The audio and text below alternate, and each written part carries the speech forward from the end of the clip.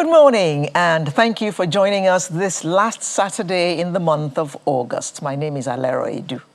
And I'm Yomi Otaigbe. Good to have you with us this morning. And, you just mentioned this is the last Saturday in the month of August, and I'm, running in my brain. So we are at the end of August already. Yes, 1 month left for the third quarter of 2021. Wow, how time flies. If you set out this year to do something and you're thinking you still have more time, yes, there's still more time, but 8 months, gone. 8 months are gone, yes. Yes, indeed. Wow.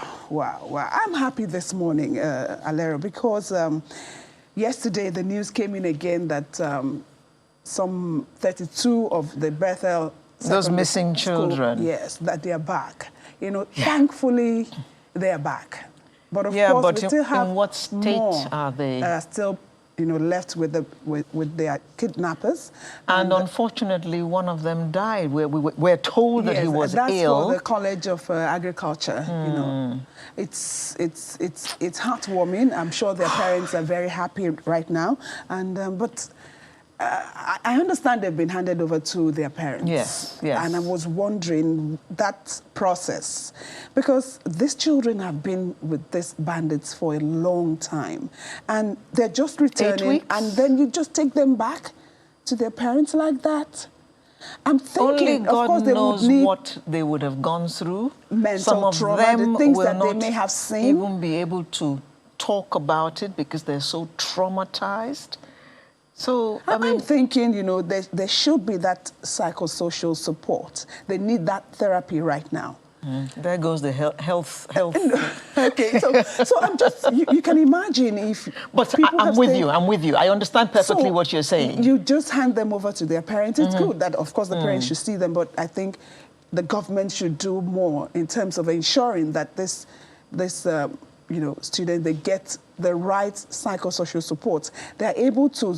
The mental health advocates should come in here to give this support and be able to tell them, yes, you have gone through this, but, life, you still have life. And there's still some hope. kind of therapy. And anyway, plus, let's start from the very beginning. This should not happen in the first place. Yes. It shouldn't. Why are children, young children, being taken away? And from what we heard from, I think, a member of the House yesterday, it's not even a boarding school. It's a day school. And those children were carted away like that? Okay, so that speaks a lot to the security situation that which we're going to be discussing in the body of the program today. In the country. But it's something that we all need to work on. We all need to work on this, because you have children. Okay, so they will be thinking, some of them may be thinking, is it still okay to go to school? Is it still okay to go back to school? Many of them will refuse to go to school at this rate. And that's not good enough. No, it's not. Because we are dealing with out-of-school children in 10, And then the ones who even want to go. About 10 million or 30 million now. Then the ones who want to go are not able to go. We got a problem. We got a problem. Yes, and we all need to solve it. The government, we have no choice. We all need to solve it. I'm still talking about security. The Defense Academy, I mean, that was an embarrassment. Wow. I don't know about, at least I felt pretty embarrassed. Yeah, that, because it's like striking at the heart of, our Defense Academy was attacked. And we're told that the guys came in army uniform, they came in trucks and all that. I mean, I don't care what they wore when they were coming in. I mean, what is the nature of the security at that school? What went wrong? That these people, even though they were in army uniform, were able to penetrate and do the kind of damage that they did and actually kill and kidnap people. I'm hoping that it speaks to me that we're not security conscious enough, even in a place like that is supposed to be a security place. So what do we expect of an ordinary school then if this can happen at the Defense Academy? Someone said, that if a Defense Academy can be attacked, then what's our faith? But it's something that they would work on. I'm sure the military is really working on that to ensure that reactive. It shouldn't happen again. It shouldn't happen again. This is at the heart of our defense. But last week, you were all over in worry. We saw you. And, you know, you were feeling, I saw that gele. I was thinking, is this the style for, you know, worry style? Can you see my pride? I hope you can see it. And, you know, it was beautiful. Culture, you know, I am a culture. proud Shekiri woman. And I'm a proud Nigerian. Yes. Culture on display, the colors and everything. I said, oh my God, Nigeria, get your act together. You've got so much to show the world. Stop all these wars and killings and everything. Get your act together. You can be a great nation, Nigeria. Wake up. Wake up. It was beautiful. It was beautiful. It was. Ogiame. Okay. That's a salute to my king. Okay. Okay, let's go to the menu. I see you're already going back home. Yes, I am. My mind is back in worry, actually. So we're going to begin by rethinking security strategies. We've got to get this thing right. We keep hearing new things happening every day that embarrass us as a nation. And of course, we also look at the GDP, you know. The news came in that the GDP went up by 5.01%. What would that mean for Nigerians? In the face of many businesses shutting down due to COVID-19, well, the economists are going to come and explain all that to us. And then, the weather people are warning that floods are coming. We need to pay attention. So we'll be looking at that in detail this morning. And we'll also look at awareness for AB's farmers markets. You know, if you want to diversify and become a farmer, you know, you may pick one or two things from here. Then we have the Artist of the Week segment. And guess what? I'm sure you've been hearing about the return of the king. And, you know, let me not say what's on my mind. Let's wait for him. The return of the king. Let's wait for him. One of the stars of that movie will be here with us this morning to close today's program. So, as usual, you can be part of the I'm sorry, there's no Twitter. But there's email. Ouch. There's you can email us yes, and be part of the program. So make yourself comfortable and spend the next 3 hours odd with us while we examine some topical issues in our nation. See you in just a moment.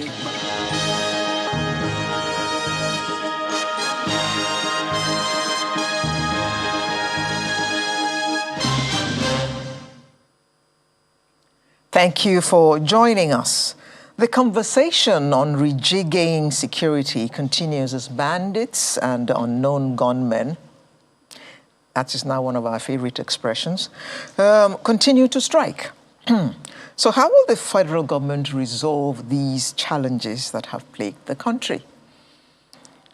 In every beer parlor in town now and in every get-together, the issue of security is what every Nigerian is talking about. And this week, on Tuesday actually, these unknown gunmen attacked the Defense Academy, no less, the Defense Academy. So, we need to start discussing this matter very seriously. If we all thought it was a joke before now, we have seen just how serious this is. If the Defense Academy could be hit by these people successfully. Now, we have 3 security consultants with us this morning who are going to discuss this with us. In the studio with us, we have Pastor Ladi Thompson. Good morning. Pleasure is always mine. Joining us via Zoom is Sheyi Adetayo, Senior Regional Vice President, ACES International. Good morning. Yeah, good morning. Now former Regional Vice President. Oh dear. And from our studio in Abuja, we have Mike Ejiofor. Thank you for joining us. Yeah, he will join us very soon. Okay. Now, Pastor Thompson, the Defense Academy was attacked. I don't know about you, But I, as a Nigerian, felt very embarrassed. So, okay, we've been complaining about insecurity everywhere. Schools have been attacked, but they're not a defense academy. They don't have arms. But the Defense Academy, what are your thoughts about that and our security situation? Well, let's take a look at it from this perspective that there's a crisis. And the good thing about crisis, which is funny, is that if you handle crisis properly, you get good results out of crisis. Now, I'd mentioned a while back that the major real enemy of Nigeria had arrived finally. The more intelligent, patient, scientific, and cruel enemy. So picking the NDA as a target was deliberate. It had to do more with symbolism than actual kidnaps in hope for ransom. Mm-hmm. Now, the objective of all that, again, is the clinical use of fear in hope that that will break the spirit of the nation, crush our soul, and then there will be like a domino effect.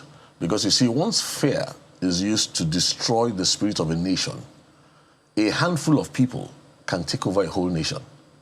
But you see, what they have done is that they've given us the opportunity to now sit down, and it has become obvious to the federal government right now that we need to begin to listen more, because all we've seen so far, my good friend Enaya Okomo has gone, is no more, but I know how much he spoke, how much he labored for this country, how much he counseled. In fact, one of the last things he said was that we need to toughen the conscience of Nigerians. Now, the time has come for us to realize that we'd better get it right now or never. To get it right, let me say this quickly. First of all, there's nothing going on in Nigeria that should surprise anybody. If we claim to be surprised, we must be like maybe like a milkmaid who is surprised at a pregnancy. In 1960, 7th of October, Sir Abubakar Tafawa Balewa spoke about the intractable problems of Nigeria. And he spoke about the fact that when the time comes, when these intractable problems cannot be avoided anymore, he spoke about the fact that we needed to use something called eternal truths to resolve the issues. I'm yet to see any counsel in the whole of Nigerian history that applies to this hour today as that of Sir Abubakar Tafawa Balewa. Now, this is interesting. He was a solid Muslim. He had mentioned that at the beginning of Nigeria, 3 faiths prayed. In a diplomatic way, he spoke about all the problems we're having today. Now, I can speak on behalf of the church. He was a solid Muslim. From our end, they say, look, when the Spirit of truth is come, he talked about eternal truth. We are told that the Spirit of truth should guide us into all truth and that he will show us things to come. So we will see that there's a synergy already if we are really sincere about this nation.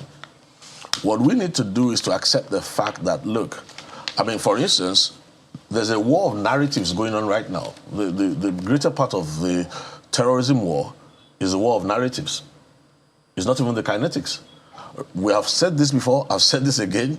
Go and check your archives.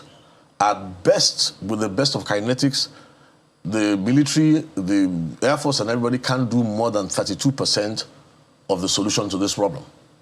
So anything beyond this point, if the government does not supply us with the other 3 things, 3 basic pillars that every nation has to curb the spread of terrorism, then we may have a problem on our hands, because then the war of narratives may point to something else. Now, you are media, and in the war against terrorism, media is a force multiplier. I've said this over and over again, and I think we need to come to the time where we need to come to the agreement that we have to make sure that the entire Nigerian media hosts some seminars where consultants can come and break down for you how the reporting of terror is part of terrorism itself. Mm-hmm. Mm. Right now, both the federal government and the media, everybody's just doing, working out things, but it has escalated, the war of narratives. I remember a few days ago turning onto channels, and I saw that, oh my God, the war of narratives has escalated. And none of the narratives coming from both the left and the right is true. And if we don't get the war of narratives right, the truth is in deep trouble. What is this war of narratives I'm talking about? It's something very simple. I heard one of your guests talk about the Islamization and the Fulanization of Nigeria. Now, I'm not going to agree with that, and I'm going to tell you why I don't agree with it. And I've been working on this from 1999. I've been studying this thing. It's a hydra. It uses religion as a disguise. I remember I heard him say that the center of gravity was in high places in Nigeria. No, it's a global problem.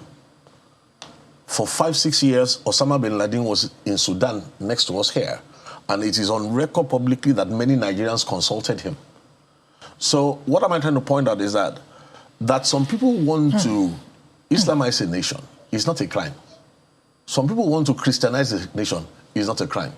A nation refuses to do what is right to put in this, you know, the what I call the firewalls to ensure that the manner in which you do whatever you are doing is proper and right is where the problem can now be.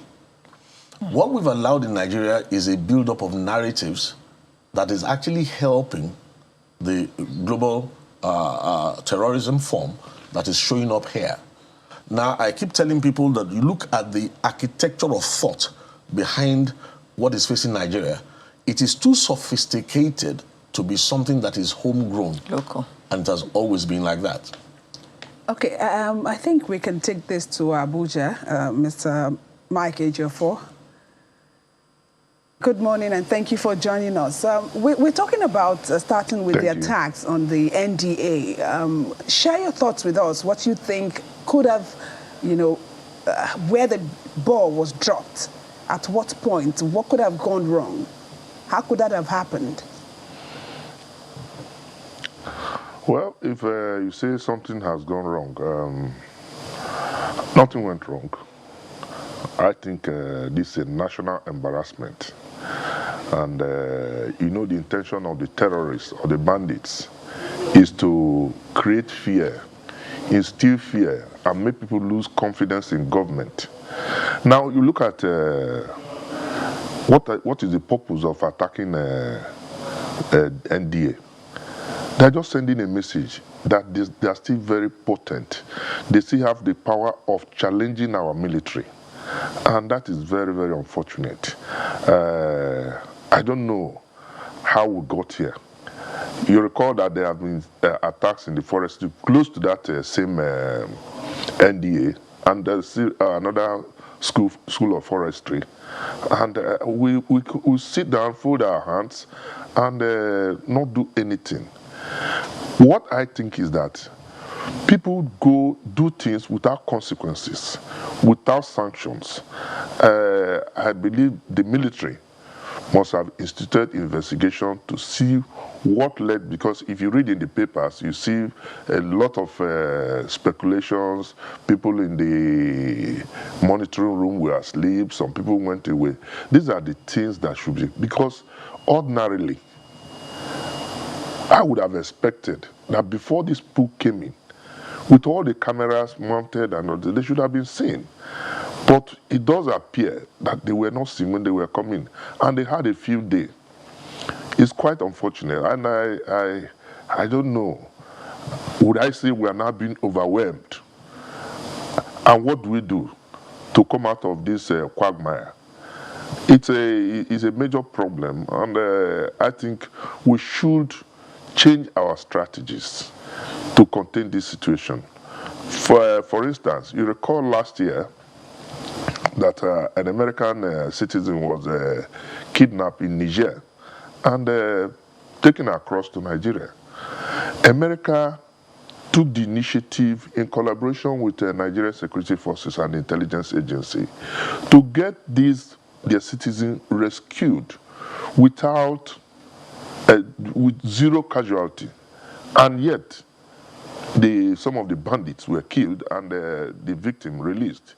So why don't we change strategy and look at issues of collaboration if you call it mercenary, if you like, call it mercenary, that Nigeria should now hire and get some of these foreigners to assist us, because it does appear that we are incapable of handling the situation the way it is. So I call, because you see, Nigerians like prayer, and they continue praying. This has definitely gone beyond prayers. We need to change our strategies. We need to equip our military, equip the intelligence services, because you see, these operations are intelligence driven. And if I tell you without being immodest, the quantum of intelligence being gathered by the intelligence agency, but how do we use this intelligence? How do we prosecute the war? How do the intelligence provided? You don't expect people.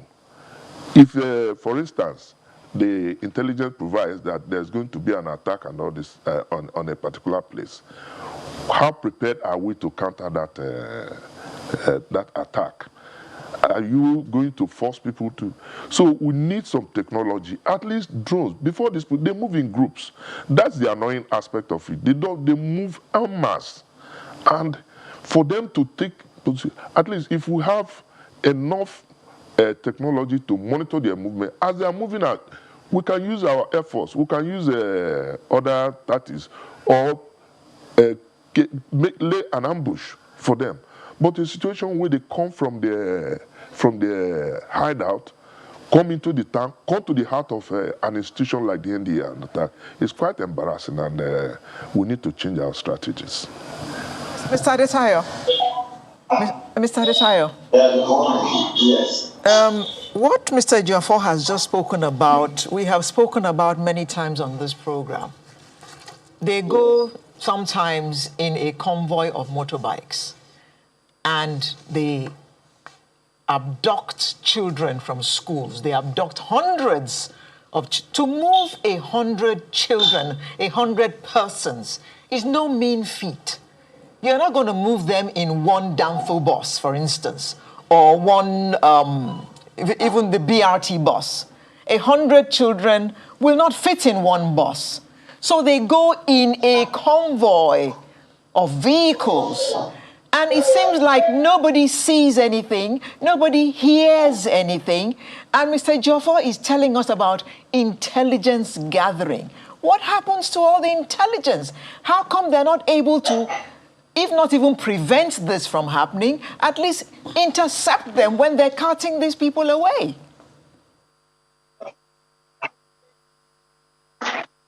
Frustrating and tiring, having to discuss this over and over again. I can tell you here on record that the issue is not as a result of death of intelligence. Precisely, this NDA attack was predicted, or let me say, the agency responsible. They know that they were actually informed about 2 months ago, naming NDA and some other facilities as facilities that these people are prepping to actually attack. Now, when I try to talk about issues around intelligence, it is not for want of intelligence. It's about how we respond or we make use of the intelligence at our disposal. Now, at times it might be seen, and we'll look at it as, okay, we've been receiving this before now. Okay, don't worry, we continue to live under the false assumptions that these people will be afraid to attack such a facility. But one thing we fail to understand is that a terrorist or bandit has a choice of target selection. There's something about target selection. They have arrays of targets that they can pick from. And one thing they do is that they do their own assessment of a target and look at the weakest point, the most vulnerable aspect of that target, and they strike.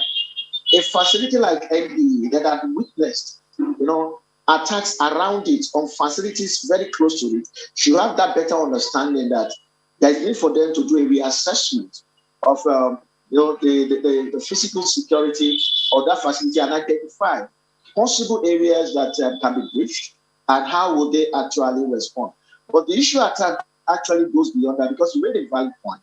Like, these people moved en masse, and nobody's talking. And that's, that brings us back to what Pastor Thompson said earlier. And it's like it spoke my mind on the issue of, the war narrative. You see, the battle here, what we are failing to understand is that it is not the war we are fighting is the wrong war. The war that these people are fighting is the war of the mind. They are trying to win the mind of the people. We are also trying to win the mind of the people, but they are more strategic in winning the mind of the people. They are using fear. They are using everything possible to ensure that the people will succumb to their whims and caprice. And that's the reason why when these people move, nobody dare talk. They know that if they give information, they will know where the information comes from, and then they will go back there and go and attack them. And as long as we are not getting the needed support from the people, from the populace, we can never win this war. The strategy, see, I get tired when I hear about kinetic and not kinetic. You see, Nigerians were used to, all these big grammars. All this kinetic and not kinetic came. Nigeria does not need grammars like kinetic or whatever. Please solve the problem. That is the issue. Don't talk to us about kinetic. People really need to have that comfort that government will provide results. And that is the issue here. And the only way people can have comfort is that we need to begin to tell the people the truth. And that was where we got it wrong from the beginning. Right from when this thing started, I kept saying this, that it is wrong for you to tell the people that you win the war in 1 month or 2 months. No country has ever won this kind of war, even in 10 years. Go out there, prepare the mind of the people that the kind of war that we are having today, other countries in the world have been fighting this, took them many years. This is a war that we are going to fight for many years. People's mind will have been prepared. But because we are looking for the quick wins, we are looking for, the low-angle fruits, because, the president there kept, firing service chiefs. So each service chief quickly want to do something quick to say, oh, I'm working. And we are not actually treating this thing, at the root of it. So as more incidents are happening, people begin to lose confidence. The kind of support that the people should be given. So let me tell you, there are intelligence, there are information. I came into contact, in contact with some information related to, the description, information regarding who are these people, the leadership of the bandits, their location and everything. And I know that this incident has been happening. Our MO, as in our mode of operation, in terms of how we respond, the bandits are quite aware that our soldiers, they are brave soldiers, they are working, they are tired already, they are exhausted. If they see that these people don't currently have the capacity or the reinforcement to enter the forest, they will fight them on the road, kill as many they can kill on the road, and then they retreat. So these people know that the moment they enter the forest, they are safe. Until we take the war to the bandits in the forest, until we take the war to them at their base, we might not be able, to solve this problem. So we need to let people understand now and say, I understand the fact that Mr. President is doing so much. He doesn't want to lift office disgrace, but at the same time, you also need to let the people understand that there is much that he can do within this remaining period. This work cannot be won within the remaining period that I have. It has never been done before. But this is what we are planning to do. This is what we expect from the people. This is the kind of assurance we are going to give to you. That if you give all this support, we are going to do 1, 2, 3, 4, to ensure that you are protected and these people never come back to homes. Okay. Mr. Adeta, just hold your thoughts. Let me bring this back to you, Pastor Thompson. He has said that there's the need for the support of the populace. You mentioned earlier, and I noted it, that there are 3 basic pillars. We are looking for solution. We all know the problems. Governor Zulum this week gave statistics as to over 100,000 people killed in Borno State alone in the last decade or so of this war. What are these pillars, the 3 pillars that you mentioned, and how can we re-strategize to ensure that these kind of things don't happen again? Actually, 4. The 4th one is the restructure of your army and your security architecture to handle asymmetrical warfare and hybrid threats. Now, that will leave for the federal government, But the other 3 concerns all of us. First of all, we must have a higher value system than the people trying to overrun the country. Don't forget that the challenge they have is that their numbers are small. We are 210 million people in Nigeria. The people who are overrunning us are not up to 100,000. So we must have a better value system where the life of every citizen is so highly valued that the citizen is ready to do a lot for the country and shows no sympathy for those who are coming in to destroy his nation.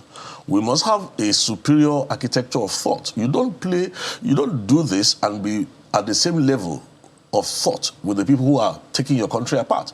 You must be 12 steps ahead. You see? But I'm still saying that the most important one for right now is the war of narratives. And I believe that this is where we need to help to bring everybody on board. A lot of the attacks that are going on are working with the collusion. There's a lot of collusion going on. Why? We forget that as a nation, we came from a history of divide and rule. The demonization of the southern part of the country in the colonial years, the build-up to the independence, was done on the basis of religion. And whether we like it or not, that wide gulf in religion has often been exploited by many. Now, this global hydra is extremely intelligent. What it does is that it digs up your history, it looks at your strengths. Look, I've advised 4 generations of current presidents. We were the first in the line of target of this thing. And that's how come we started studying from 1999. So we've had a much longer time, attended several global conferences, done all sorts of stuff. Ever before Nigerians even began to see it, we were already tracking it. So let me give you an example of what we mean by a war of narratives. Now, on one side, some people are saying, oh, it's religious, is this. We dare not allow that to fly.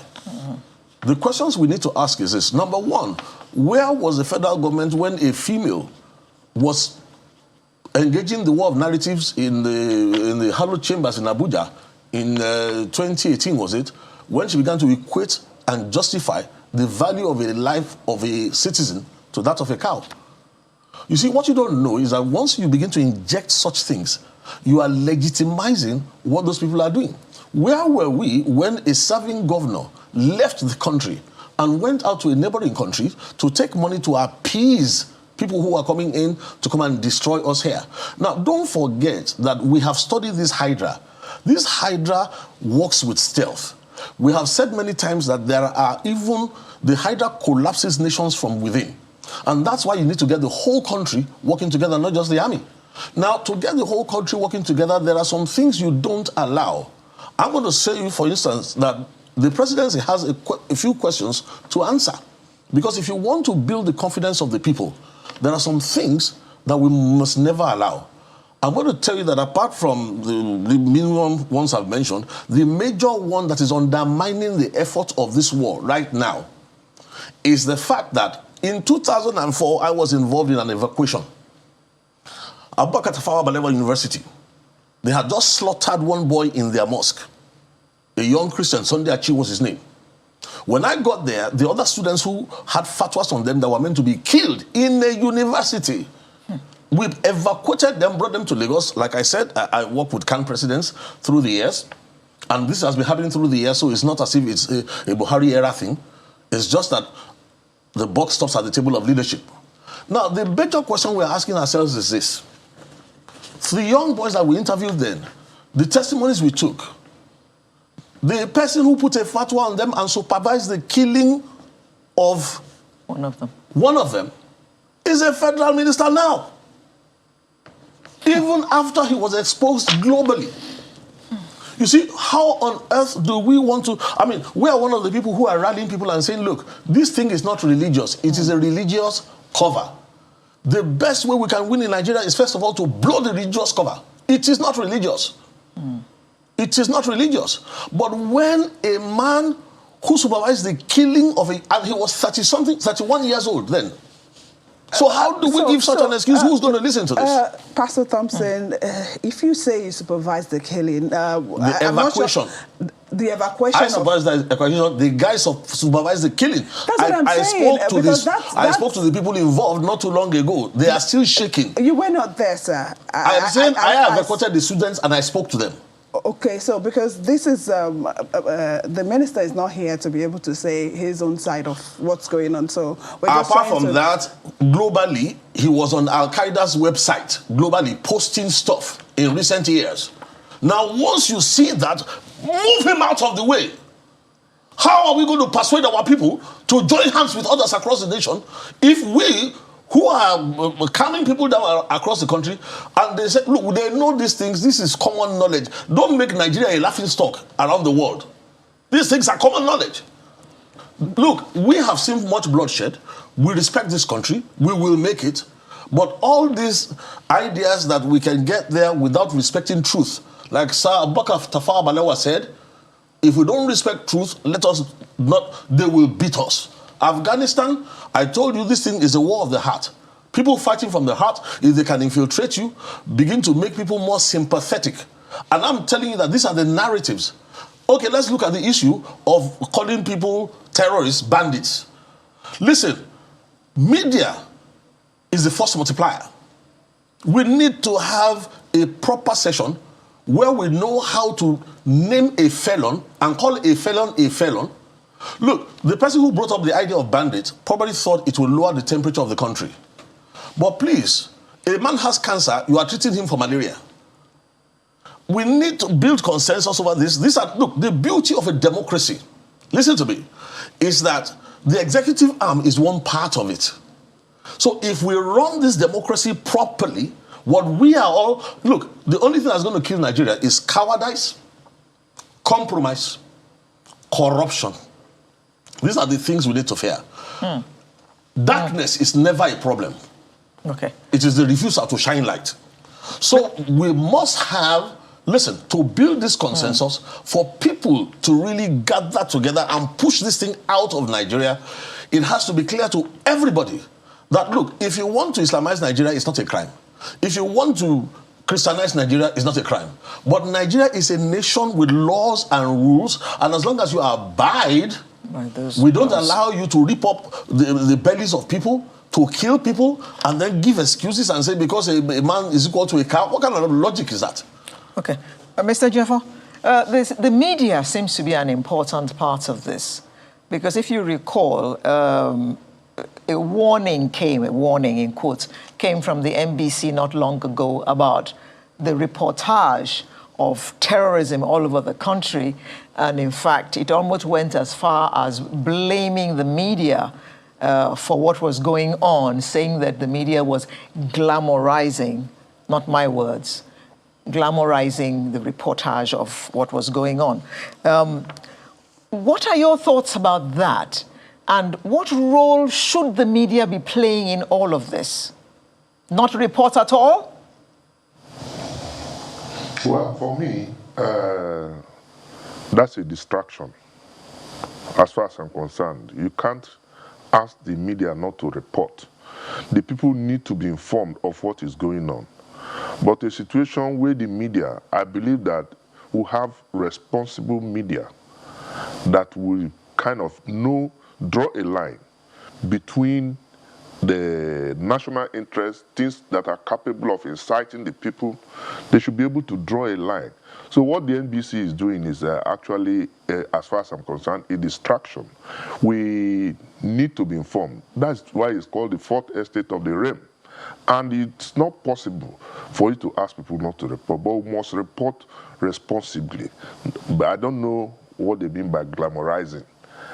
So we should think more of how to solve this problem instead of getting this side attraction whether press reported or they didn't report. That's the least of our problem.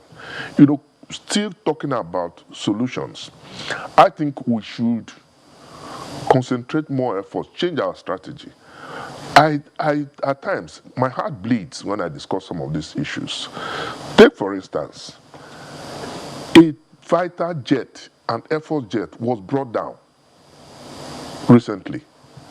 How was it brought down? Who are the people involved in this?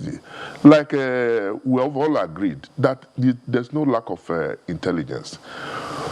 The military, both the serving and retired, need to do some in-house searching, because apart from these bandits that have received foreign training from terrorist organizations. There are people who are also on ground, retired and serving, who are conniving, working with these bandits. So they cannot be more equipped. You know what it means to bring that? You must be in a position to use guided missile to bring down a jet. So we are in a serious war, very, very dangerous war, and we cannot be trivializing it. We must say the truth that we have a big challenge to change strategies, look at the ways of solving problems, do some in-house searching among the military, because I have said it and I have empirical evidence that some of our serving and retired military people are involved in this in connivance with. So I don't want to belong to the group of people who see things and see it a different way. So we need to do some in-house searching. I want to charge our military to look in-house, monitor the activities. We have what is called continuous vetting. Look at the lifestyle of some people, their movement. We'll be able to track down some of these people. Otherwise, if you don't have insiders, there's no justification for people to come into the NDA and just carry out operations successfully, and nobody is arrested as we speak. It's quite embarrassing. So we should leave the issue of media, whether reporting or not reporting. They know their rules. I also recall that about 2 years ago, the State Security Service organized a media executives where they were told, and I think they have been doing well, they were told on what to report on, especially national, where it involves national interest. You moderate it. You don't need to begin to gag or tell people what to report on. I believe we have a very responsible media, and I don't think they have much blame to do for now. We're talking about solutions, and we know that, you know, in the recent past weeks, we see how some repentant Boko Haram members surrender. A lot of people, some people have said that, you know, they have a bit of concern about, you know, the acceptance. Governor Zulum said that the way to go is to accept them so that, you know, this war, they can get some information from them and this war can be won. What do you think we should do aside from the acceptance? What else do we need to do in terms of intelligence gathering, perhaps from them, and how to ensure that they also don't become another kind of threat? Well, it's a double-edged sword, if you ask me. This issue of acceptance of the people, double-edged sword that we have had occasions where some repentant militants or bandits were integrated into the society. Few weeks after, they went back and attacked Damboa. Senator Dume confirmed it. And so people who have been in the forest for over 10 years, fighting the state, you don't just take them and assimilate them like that. I believe that if you want to initiate that kind of peace moves, they should be able to be debriefed. And debriefing does not take just 1 month, 2 months, 3 months.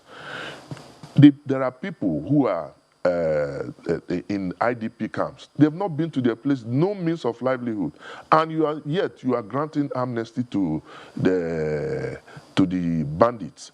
So why don't we build another camp for repentant Boko bandits, get them, teach them trade, at least reorient them, put them in there, put them out of circulation, let them be there for at least 1 year. If they will see genuine repentance, then you can bring them into the society. And besides, the people debriefing them should be able to know the level of involvement of each of them. Some are foot soldiers, some of them were conscripted, some of them are commanders. So you don't treat them at the same, you don't give them the same level of treatment. So this way I have problems with this amnesty.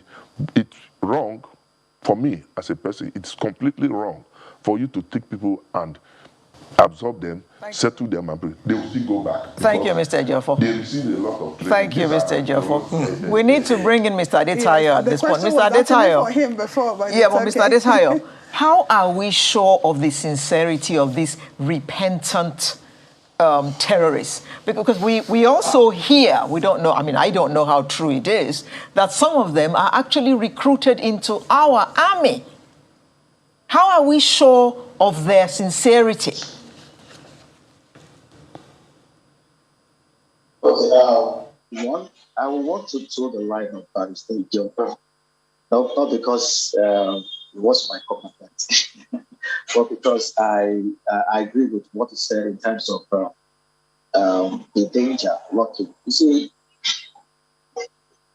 calling this people to repent, surrender, and accept amnesty has been what we've been praying for. The Nigerian government has been working towards that. International organizations have even assisted us towards that. But we must ask ourselves this question. When it is now happening after so many years, and it is being received with so much trepidation, that is to show that the situation has changed. Perception of the people has changed. The way Nigerian people were looking at the situation has changed. And I also agree with him because if you look at, you see, government is like in the dilemma.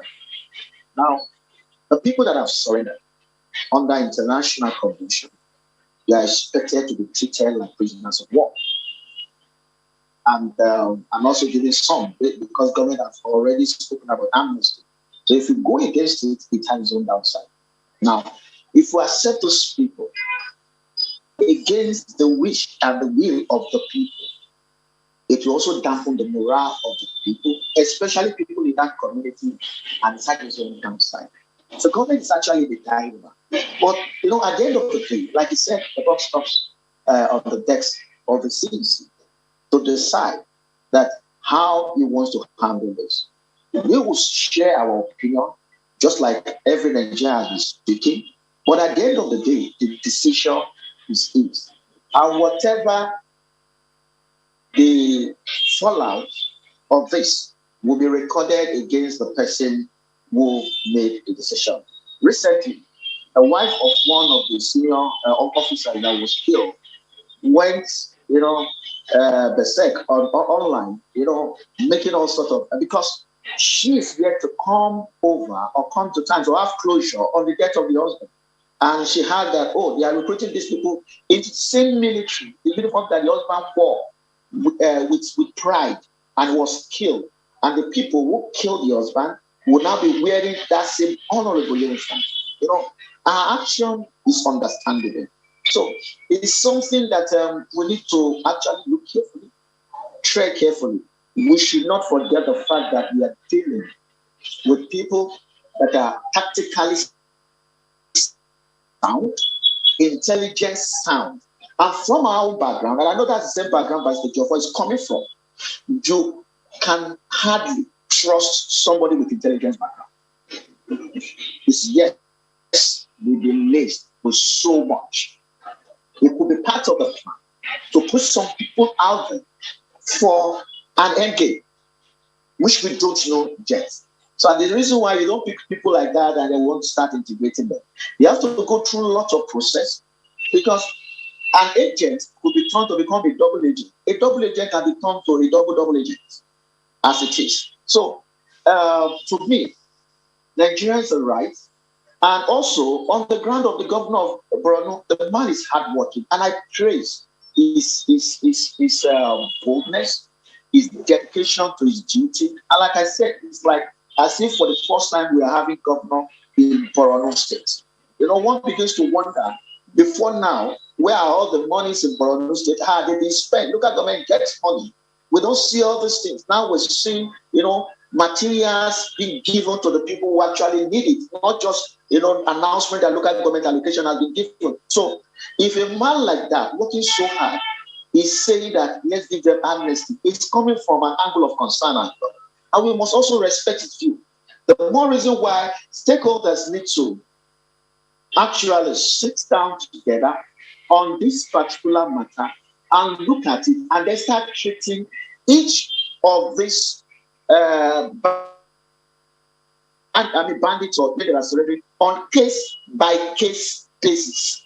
It should be treated on case-by-case basis. Okay, thank you, Mr. Adetayo. Not Mr. Adetayo, amnesty. I'm sorry to have to cut you short, but we need to wind down now. So I need to take your parting shots on this.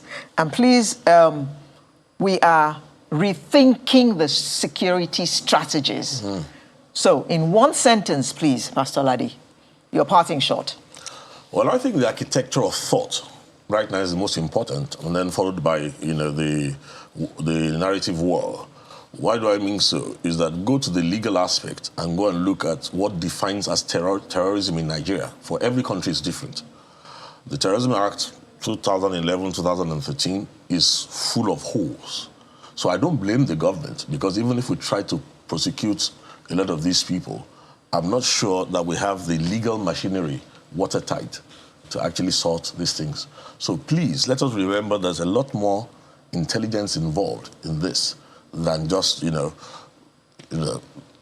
throwing blows into the air. Mr. Jeffo.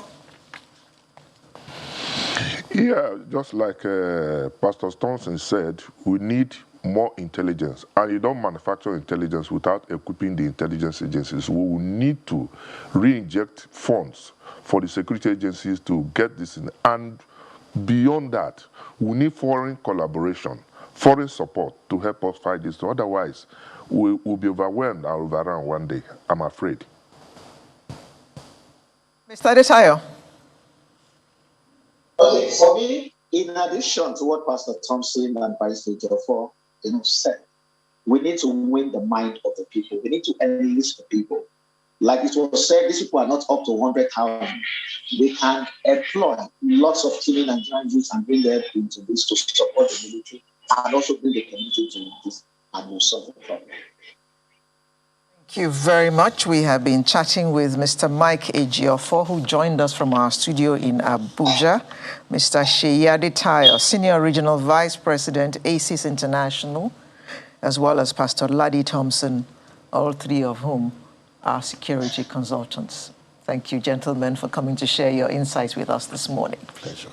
Sunrise will be back in just a moment with another interesting conversation. Do be part of it.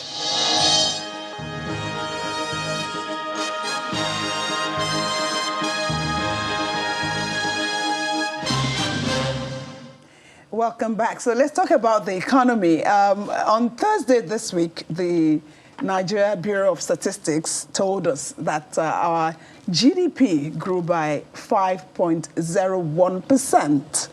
That's year on year for the second quarter of 2021. But I was thinking, and a couple of other people asked me, what does this mean? To the common man, yes, how does it affect my life? Yes, GDP, gross domestic product. Yes. Food is still expensive. What does it mean? Because I bought, does it have any relationship with the beans I bought last week that was 2,500 for paint bucket and is now 3,000? Is there any relationship? We don't know, right? So let's go to the economist who will tell us more about this. We have the partner and chief economist, PricewaterhouseCoopers, Mr. Andrew Nevin in our Abuja studio. Thank you so much for being with us this morning. And on Zoom, joining us online is a senior economist, Nigerian Economic Summit Group, Wilson Erumebo. Thank you so much for your time this morning. Let me start with you, Mr. Erumebo. So let's break it down for Nigerians. What does this mean, this growth in the GDP year on year? What does it mean to, in or real should terms, it mean to the ordinary Nigerian? Well, thank you for having me. It's interesting to be here, and I followed your conversation. I was almost laughing, like when you said, the prices of goods are still high in the market. That's what the people want to hear. If you say the economy, grew or the GDP grew, they want to know how is it growing and how is it affecting me? Not to be changing positively. Exactly. So GDP basically measures the outputs that an economy produces, in a year or in a quarter, and there are many other economic indicators, that track other areas or different aspects of the economy. Inflation is one, unemployment, poverty. But GDP is, one of the most popular. And so most times when people hear that it increases, they expect that, have our lives, should we not see this, impacting our lives? But usually that's not the case in most of the time. If you look at history and you look at countries that have grown and high and consistent growth rates, for it to be able to impact people, unemployment, and other aspects of our lives. But what basically this means is that compared to the second quarter of last year, we've seen that the economy expanded by 5%. And of course, you'd remember that in the second quarter of last year, we had the COVID-19 and we implemented the lockdown, which meant that, companies that produce goods, particularly those that produce non-essential items, could not produce output. And GDP here, we're measuring quarter two of this year versus quarter two of last year. So if you are comparing a period where economic activities has come to life and all the lockdown rules have been relaxed, with a period where there was lockdown, of course, output was lower in quarter two last year, which meant, we had a minus 6.1% decline.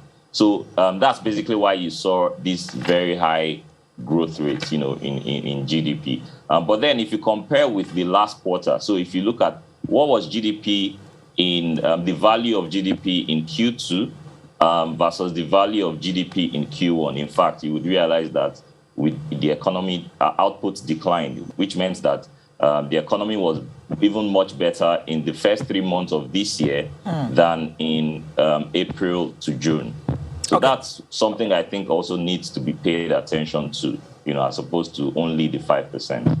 Okay. Mr. Neville, would you kindly just explain to us how GDP can improve in an economy where many small and medium-scale industries wound up as a result of the pandemic?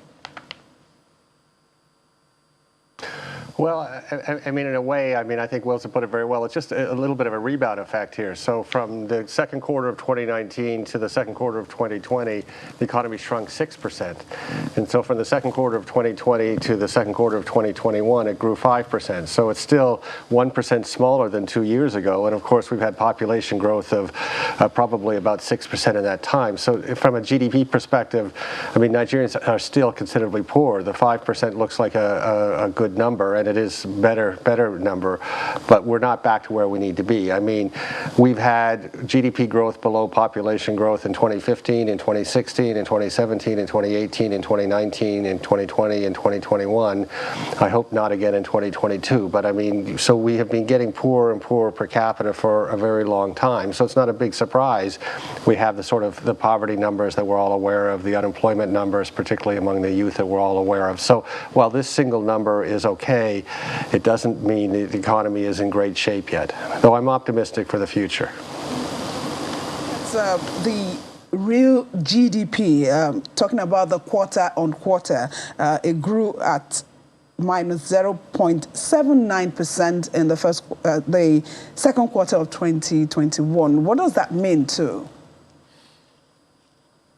Actually, we need to take a little bit of a step back here. We put these numbers out, these GDP numbers, and we talk about them as though they're accurate. But we have more than 50% of the economy is informal. It's not clear how much the GDP captures the informal economy. So I'm not sure we should actually put too much reliance on some of these GDP numbers. Now, the Nigerian Bureau of Statistics, and of course, Dr. Kali has just retired, as your show is showing at the bottom, and being replaced. He and the department are the finest civil servants in the country. But in the conditions that we're in, getting an accurate number for GDP is not a simple task. So when we get this 5% number and then we endlessly repeat it as if it's reality, I worry about that. I think that we have a need to kind of go a little bit deeper, given that we have such an informal economy. So let me give you another number, for example. The World Bank just said that remittances in 2020 declined from 25 billion to about 18 billion, or declined by 25% in 2020 versus 2019. I mean, I don't believe that number. The chairwoman of NIDCOM doesn't believe that number because, of course, people are putting more remittances through informal channels because of the gap between the parallel rate and the official rate. I mean, we're talking about GDP growth that's slow, but cement sales are up 30% on that. So I caution all our listeners today and the policymakers not to read too much into statistics that are, very difficult to calculate. And then to go back to the question about inflation, I mean, it's a huge concern in the country. But again, we repeat numbers that are not really, it's not clear if there's a difference between 17.55 inflation or 18.221 inflation, people talking about going up or going down. I mean, at the end of the day, 50% of Nigerians spend more than 50% of their income on food. So what they care about is what is the price of food in their local market. So again, I really caution everyone not to lead too much into the statistics. What we need to focus on more is what's happening on the ground in terms of poverty levels, in terms of unemployment, et cetera. But please don't read too much into the GDP numbers. So we went into recession in 2020, and early this year we came out of a recession, and somehow our GDP has managed to improve. But what does it mean to the man on the street? How is it going to affect his standard of living? From my perspective, we've never really come out of a recession, right? I mean, we have such a high population growth for us. If we don't have a minimum of 5% or 6% or 8% growth, we're not getting better off. So for us, 1 or 2% growth that we've had the last few years is still a recession because of the population growth on that. So, I mean, the average man on the street sees the effects of this. I mean, we all understand the poverty number. We all understand the unemployment number, as I mentioned, particularly among the young people. So we're just not seeing enough economic growth. I mean, we have been very consistent at PwC for the last 6 or 7 years. We need growth of 6 to 8%. We're getting growth of 1 or 2%. I mean, the central bank governor has come out and said he thinks the economy should be able to grow at double digits. I mean, it's perfectly possible. China has done it. India has done it. Nigeria can do it as well. But we continue to have this 1 or 2% growth in the headline GDP, so we continue to get poorer and poorer per capita. What's the basic reason for it? From our perspective, there's one fundamental thing that's driving this low growth, which is people are not investing enough in Nigeria. So the level of investment, if you take a country like India, which is doing well economically, you need to reinvest about 28 to 30% of your GDP every year to get 6 to 8% growth. Nigeria is only investing about 17 to 19% of it, so almost only half of what's required. So under those circumstances, we'll continue to get growth of 1 or 2%. So we'll continue to get poorer and poorer per capita. We'll have increasing unemployment, increasing poverty. So the fundamental question that we would like policymakers to think about is Nigeria is the biggest economic opportunity on the planet. It has the most potential for every business on it. So why are people not investing in Nigeria? Why are Nigerians not investing? Why is the diaspora not investing? Why are other groups outside not investing? And unless we address that fundamental issue, we're going to continue to have this growth that's below the population growth. And as I said, 2015, 2016, 2017, 2018, 2019, 2020, 2021, maybe 2022. How many years can we have declining income per capita, declining GDP per capita before we have a social crisis? And of course, we've seen in the last 18 months, the security situation worsen on many dimensions across the country, and it's very worrying. Let me go to Mr. Rumebo. Of course, that question Alero asked earlier was actually for you, but it's fine. Mr. Nevin said that 50% of Nigerians spend 50% of their income on food. Is that something to worry about? Yes, in a way, because if you look at the inflation figures and the weight attached to goods, you'd realize that a lot of us, a lot of Nigerians spend so much of their income on food, and this was even backed by consumption expenditure, which showed that, consumption expenditure survey, which showed that the other 43 was on non-food items. What that basically means is that, people are still, looking at survival. So the moment an economy grows and expands and you begin to see some type of development. Ideally, you should see a migration from spending so much of your income on food to non-food items. I mean, let's look at poverty, for instance. You know, when the NBS did the poverty survey in 2019, and you'd realize that 40% of Nigerians live below the poverty line. Now, what's the poverty line in the first place? So you'd have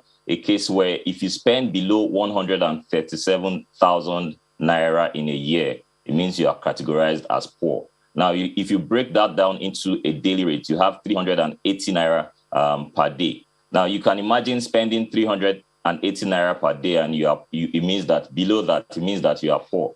If you raise the bar a little bit more to maybe 400, it means that so many Nigerians will then fall into poverty. So what that also means is that in the past couple of years or months or years, you've seen how prices have gone up. I mean, what 380 naira can do in 2019 is not what it can do now as we speak. In fact, it could be up to something close to 600 or thereabout. So it means that even many more Nigerians, have fallen into poverty, especially because of the COVID-19. So the World Bank estimated that in 2020, 7 million more Nigerians has fallen into poverty, which means we could be having something close to 90 million people living below the poverty line. So that tells you, explains much of why we spend a lot on food, because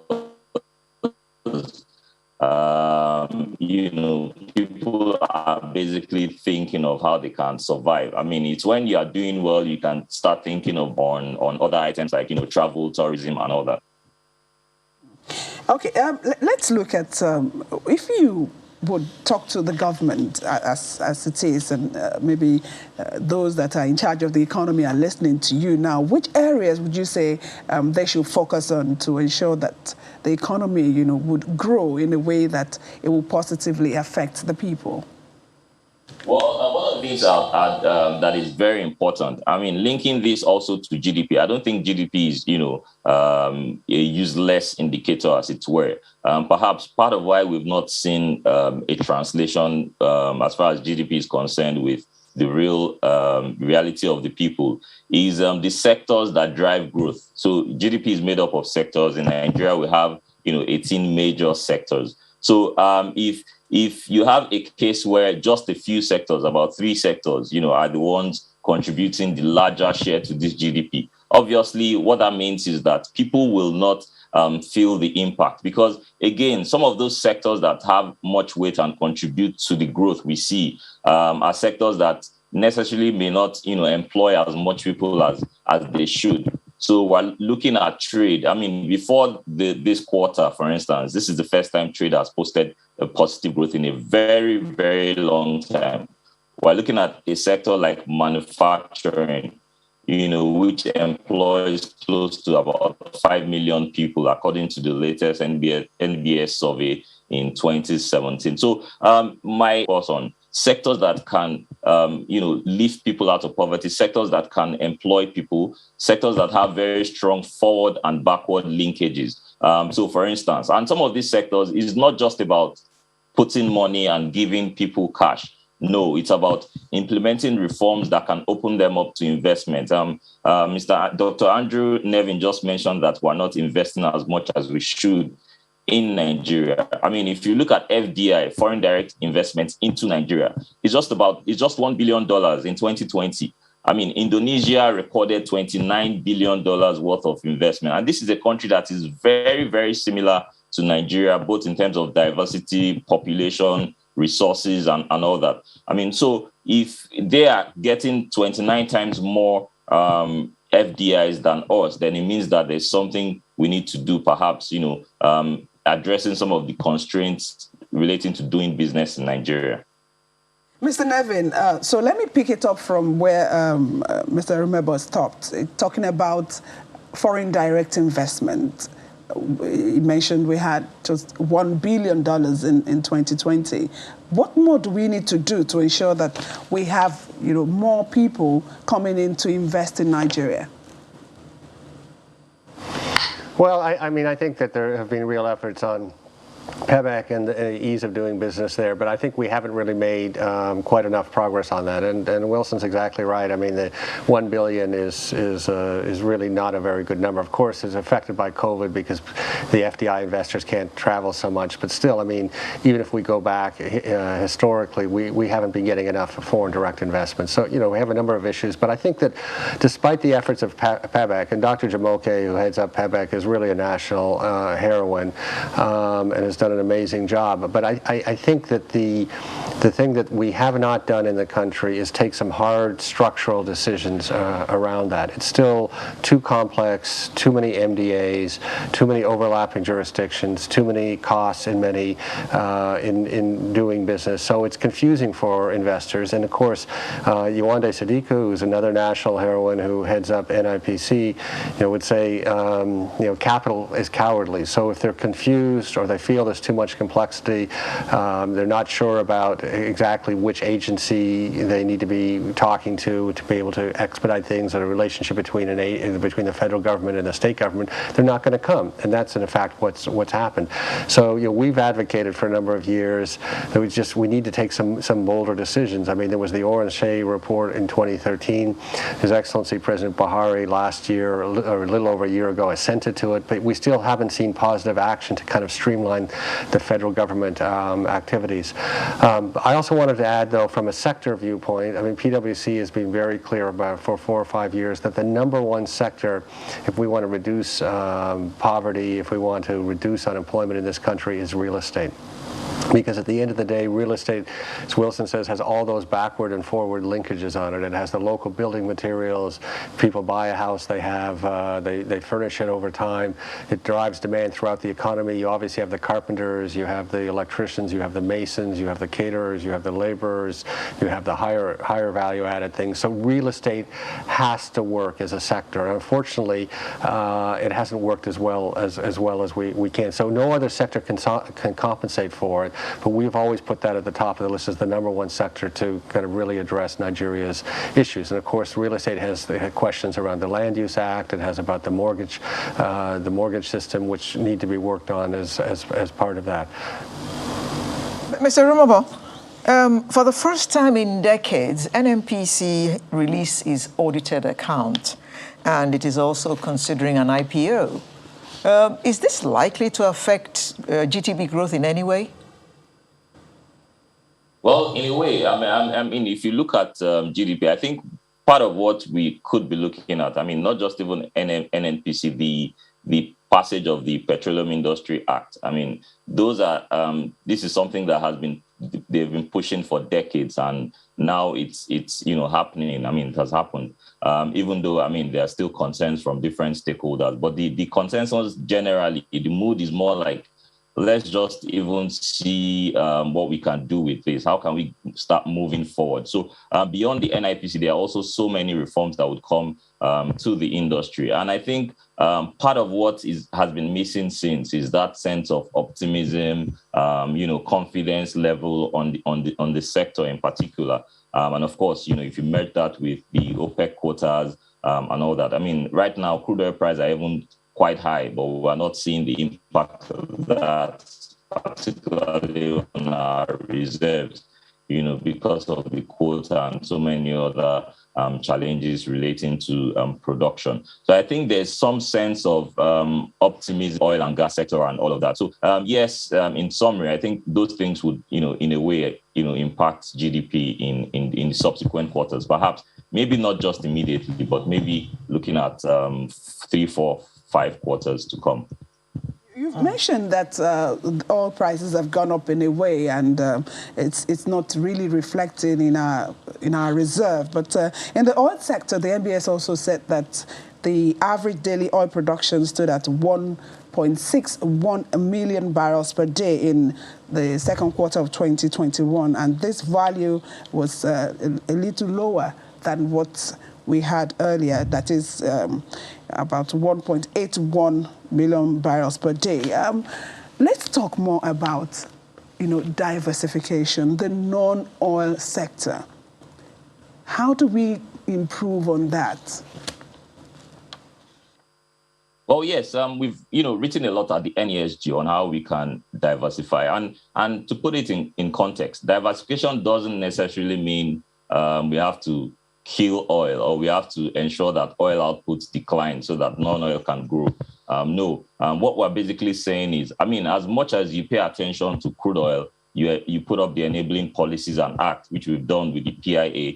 Let's also, direct this attention, to the non-oil sector. I mean, by every standard, if you look at what Nigeria produces, our non-oil exports, and compare that to our non-oil GDP, it's less than 2%, in 2020. Even in 2019, when things were still a bit much better, it was less than 2%. So it means that we are not even producing enough for export. I mean, even for some commodities in the domestic market, how much more export? And we've come up with several reports focusing on the manufacturing sector. There are so many subsectors within the manufacturing sector that we think if Nigeria unlocks those sectors and provide reforms, that enable investment into those sectors, we will then see a lot of the impact on the common people that, Alero has stressed over time. Because, of course, let me just pick one subsector, for instance, the leather industry.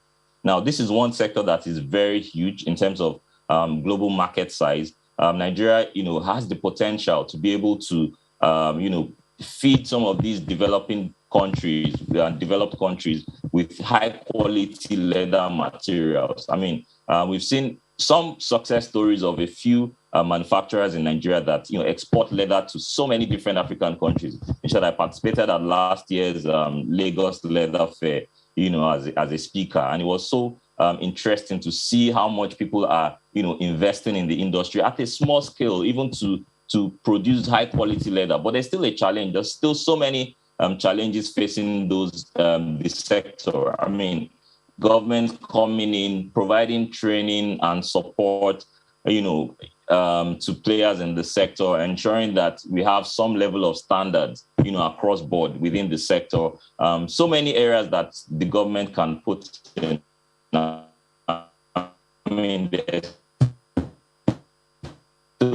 customer processing into industrial starch is still a great area of opportunity. So across almost subsectors and sub-activities that can be strengthened, and government policy, government focus, and government investments coming in. Lastly is on security. I think that's one big issue that perhaps we need to urgently address to be able to attract investment into some of these sectors that I mentioned. Dr. Nevin, Mr. Rumabo spoke at length about the manufacturing sector. And you also spoke about unemployment, especially of the youth in Nigeria. How can we focus on manufacturing such that more factories open and provide employment and thereby increase our GDP?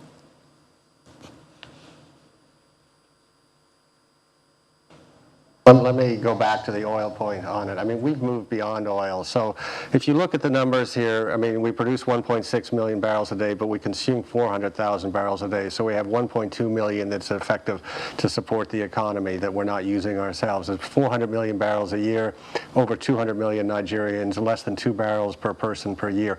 We're not an oil economy, and the flows into the, even from a FX viewpoint, the flows into the country, the biggest flow into the country is not oil, it's the diaspora remittances. And the term that we use is our biggest export is not oil, our biggest export is Nigerian brains on that. And in terms of exporting, what we're saying the right strategy should be is let's focus on exporting Nigerian brains but without people necessarily leaving Nigeria. So when you took it, I mean, Wilson mentioned the leather industry, and of course there are huge barriers to exporting. The infrastructure that we have, the port system we have, the way the customs works, all of those things are barriers. But we're already exporting services because you don't have to deal with any of that. We export business processing, outsourcing services. So for example, Mal Hassan, who's another Nigerian heroine, is is the founder and CEO of Outsource Global. She has 1,200 seats in northern Nigeria of people exporting services, business processing, outsourcing, and other sorts of services to multinationals in the U.S. and the U.K. She is earning FX for Nigeria. The people are very well paid university grads who've got good jobs within Nigeria. And what we're finding is that this is more and more possible with COVID. So you hear stories both as individuals who are getting hired from Europe, for example, but staying in Nigeria, but also expanding companies that are able to export the services. So that's what we like to focus on, and that includes these sorts of BPO services. It includes financial services. So you've got Access marching across the continent. You've got UBA marching across the continent, InterSwitch, Flutterwave as examples of exporting services. And of course, we have the one that has probably the most potential, which are the cultural services. So you go back to this point about not being an oil economy. So in the latest statistics that this GDP release, the oil sector was only 7.5% of the economy. Cultural activities, cultural services are over 8%. So no one says we're a cultural economy, but that's what we should be exporting. So things like Nollywood, things like the music industry. People are aware that we had 2 Grammy Award winners.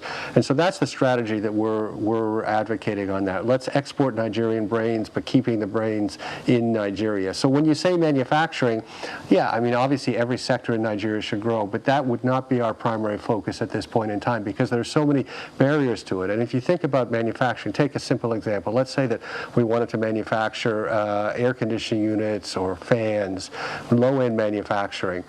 Who would we displace? I mean, we'd have to put in the entire business system, the entire supply chain together for that.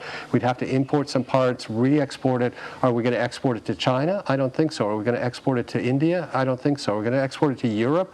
They have a shrinking population on that. So I don't think that our development path is going to be the same one as you saw, say, in South Korea or Thailand or Vietnam, where you have starting at low-end manufacturing and moving up the value chain. Let's jump to the highest value addition, the thing that really kind of drives wealth in the country, which is exporting services, because we're already good at it. So we coined a term for this, which is Nigeria's the barbell economy. Why the barbell economy? Because we export the lowest value-added thing in the world, which is oil, crude oil, and we export the highest value-added thing, which is Nigerian brains. And that's the structure of our economy. But let's not go backwards. Let's grow the part that exports Nigerian brains, and that's the way we're going to make Nigeria more and more wealthy. Let me touch on manufacturing that you also touched on, Mr. Nevin. We need to do more in that area. But of course, those that are in that sector, they've complained, of course, different things, taxation, multiple taxation, infrastructure, power. They say the cost of running things in the country, so much so that some of our products, in comparison with the ones that will come from our neighboring countries, they can't stand in terms of pricing. How do we address that? Well, but that's exactly my point. I mean, if you think of kind of your basic economic theory here, you want to focus on what you have a comparative advantage in. So what does Nigeria have a comparative advantage in? Well, we're blessed here. We have a comparative advantage in the highest value-added goods, which are services. So as I said, financial services, outsourcing, coding as a service, business processing, outsourcing, cultural industries. That's where we have a comparative advantage, and we're already exporting. So let's focus on that. The idea that we're going to become the low-cost producer for what table fans, as I discussed, or other kinds of simple manufacturing, I think that's an illusion. And as I said, I think we're copying an old model of development that worked in South Korea, it worked in Vietnam, it worked, of course, in China. But that's not our development path. Let's choose the development path that's appropriate for Nigeria, given the way the modern world works and given Nigeria's comparative advantages. And we are clearly have a comparative advantage in exporting these services and exporting Nigerian brains. So let's not try to create policies that really are a successful strategy for South Korea, but is not appropriate, fit for purpose for Nigeria in 2021. Mr. Rumebo, talking about exporting, recently NAFDAC raised the concern that some of our grains that we export to the US, some of the European countries, are being rejected. What more do you think we can do to ensure that this produce, they come in high quality, enough for not just exports, but for local consumption too? Well, it's simple. It's just standards and enforcing those standards. I think that's where we've not really, we've not done much, across. I mean, I've had several cases of, just a typical example of someone who produces a particular product. I think it was tomatoes and co. I mean, very nice, big, very reddish and cool. But someone shared this story when they eventually, found out, they noticed that, the source of, water to the farm, was coming from a very not really a nice place. I don't want to mention, but it tells you that, some of those things we consume, even within Nigeria, are we talking about our yam, our beans, and all of that? Some of these things, have some chemical content in them. We've seen several examples. I was at a conference where someone was talking about even yam. How do you plant it? We've seen cases where people apply some of those chemicals on the root of the product, and ideally, it should be by the side. So when you do that, what that means is the chemical content goes into the particular product, and we consume that locally. Who measures what's the safety of our gari that we consume, or our beans, or our rice? It doesn't have to be that. It's when we export it to other countries, they reject it, and then they tell us that it has some content, or our beans usually, it would have very high aflatoxin content in them. We don't have to get to that level to export to other countries and they tell us what's in our product. How much of that enforcement is going on locally? Of course, we have a very large informal sector, but are there ways we can start looking at, enforcing some of these standards? On paper, we have them. We have the content for some of these commodities. So what can we do to strengthen agencies like NAFDAC, for instance, SON and Co, to be able to ensure that our products have the right standards, even for us locally, before we start talking about exports? I also want to speak to the point, interesting point, it's shaping a new narrative right now. As he was speaking, I was thinking, perhaps maybe this is something good, focusing more on the service part of it. But I think the AFCFTA, presents a very golden opportunity for Nigeria. The fact that Africa is coming together, or has come together, this deal has started in January. It presents an opportunity for us to produce even more and export to other African countries. Especially given that there is the rule of origin, which states that if you produce some of these goods, locally, you will be exempted from those tariffs and codes. So it's not necessarily you produce something in China and it qualifies for free tariff. So I think that presents an opportunity. If you travel to many of these African countries, particularly the French-speaking countries, you will see how much they rely so much on imports. Why can't we supply some of these goods to them? We have a very strong advantage across so many products that they consume, that is consumed within Africa. Just in Aba here, you'd be surprised how much they feed neighboring countries in terms of production of shoes, bags, and so many of those other items. So I think there's still an opportunity in manufacturing, and especially when you look at the structure of our imports, you'd realize that Nigeria spent a lot more importing manufactured goods, than importing, so many other products. We spend 15% of our imports, importing mineral product, which is petroleum product and all that. Those are products that are classified under manufacturing, and those are things that we can easily produce here, rather than feeding other countries, providing jobs in other countries, and spending so much of our FX importing some of these items. There's been effort in the past few years, but I think. Yes, so you've just said it. So we shouldn't create jobs outside of the country for other people. We should be able to manufacture some of these things that are imported here. Thank you so much for your time this morning. We've been having a chat with the senior economist, Nigerian Economic Summit Group, Mr. Wilson Erumebo, and of course, a partner and chief economist, PricewaterhouseCoopers. He joined us from our Abuja studio, Mr. Andrew Nevin. Thank you so much. We'll be back in a short moment and we'll continue with the conversation on Sunrise. To stay with us.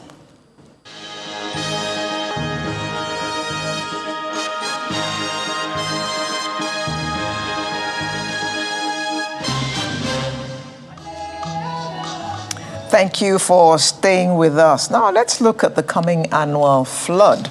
The annual flood outlook for 2021 by the Nigeria Hydrological Services Agency predicts that parts of 121 local government areas in 27 states and the Federal Capital Territory fall within the highly probable flood risk areas. We're already seeing some of them. The other time, Taraba. So. It also says that parts of 302 local governments in all the 36 states of the Federation, including the FCT, fall within the moderately probable flood risk areas. Well, I'm not seeing those figures at all. I'm just seeing wherever you are in the country, be prepared. We're going to see lots of rain this year, which we were told since February, actually, that we're going to see plenty of rain this year. And we've started even seeing though it. we have not seen too much in Lagos, not too much rain, but when it has rained, it has been extremely heavy. So prepare yourselves. Well, maybe we should get more advice. The areas that have been floodplains. But is it that easy to move away? Good question. And that's a question we're going to put to the Director General of the Nigeria Hydrological Services Agency, Mr. Clement Nze, who joins us from our studio in Abuja. Good morning, Mr. Nze. Good morning. Good to be here again. Good to have you with us again. Now, all this sounds like bad news, but you're going to say to us, but we told you at the beginning of the year, right? Exactly. You told us at the beginning of the year. Well, you need to tell us again, and you need to tell us how to prepare for what is coming.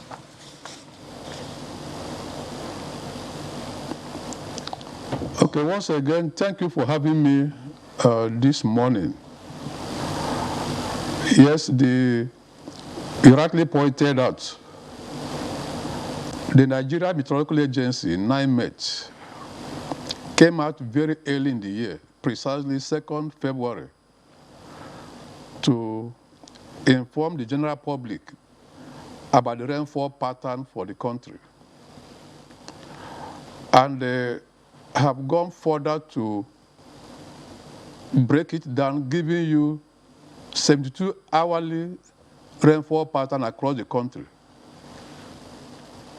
Shortly after their prediction, and since rainfall, or what we call precipitation, is one of the inputs, data we use to do our own forecast for prediction for flooding, we also came on air. Taking into account several factors, parameters, like the river system in the country, of course, the amount of rainfall as predicted, the topography, the geology, the land use pattern, and the whole gamut of data, we're able to come up with our own prediction of flooding.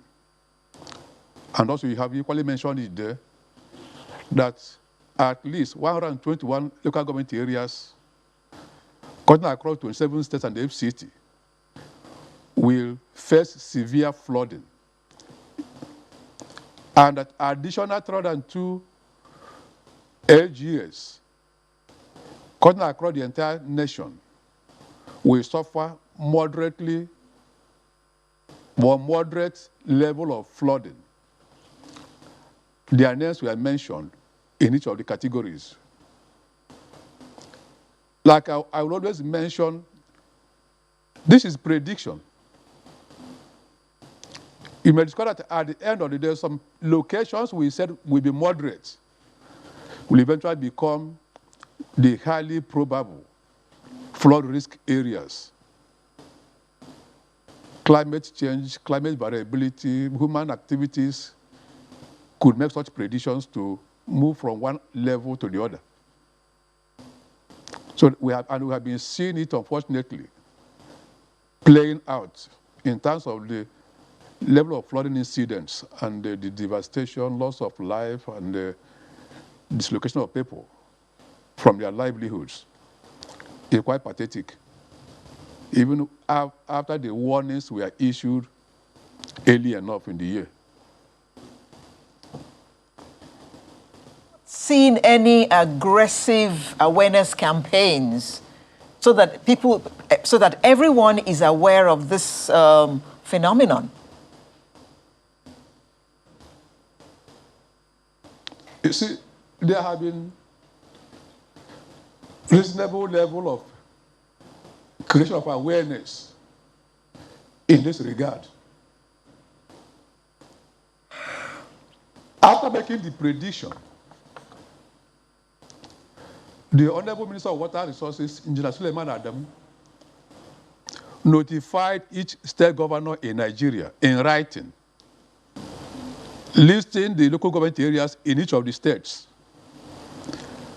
that are likely to be inundated by flood. Various measures that could be taken were enumerated in the same letters that were given to each of the governors. And the agency has been on air,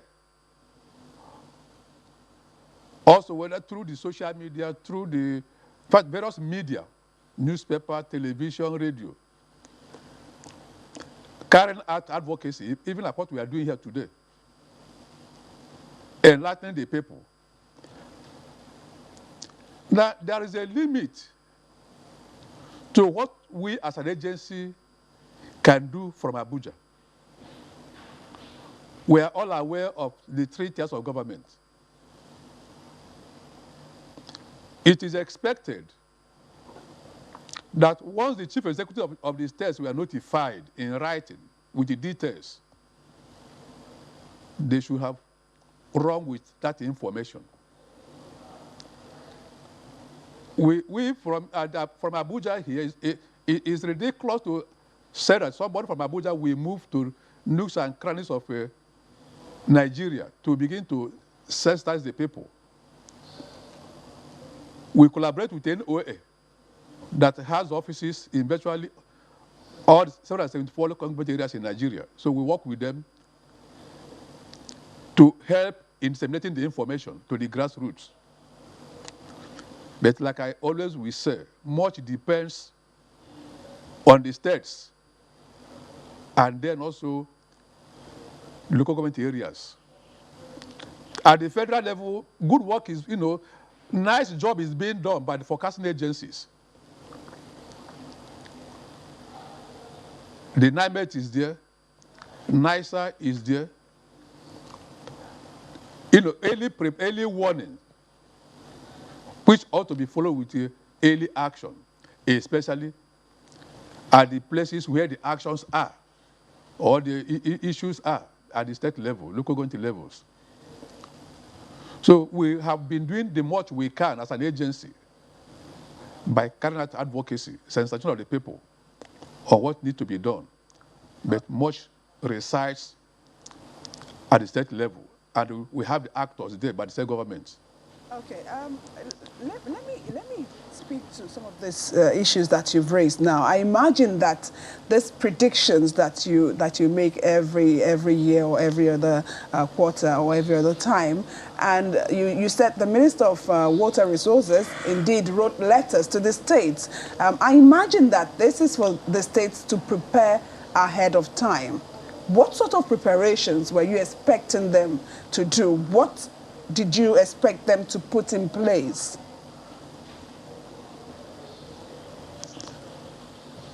In the letters, like I earlier mentioned, each state governor was informed, notified about these local government areas in their states. What do we expect them to do? To me, to us as an agency, it sounded a little bit unserious when sometime this month, when we are already at the peak of the flooding,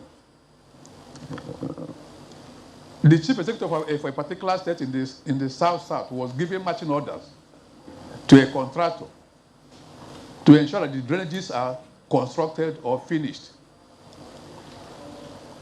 I think that was too late in the day. We expect that at that dry season, where there is no much rainfall yet, when the soil is still dry, the soil moisture content is still very low. That should have been the time to begin to clear the drainages. Come your state, come for each of the local government areas. Are there structures that are impeding the natural flow of runoff? Are there structures that are within the flood plains? In the FCT, for instance, I am aware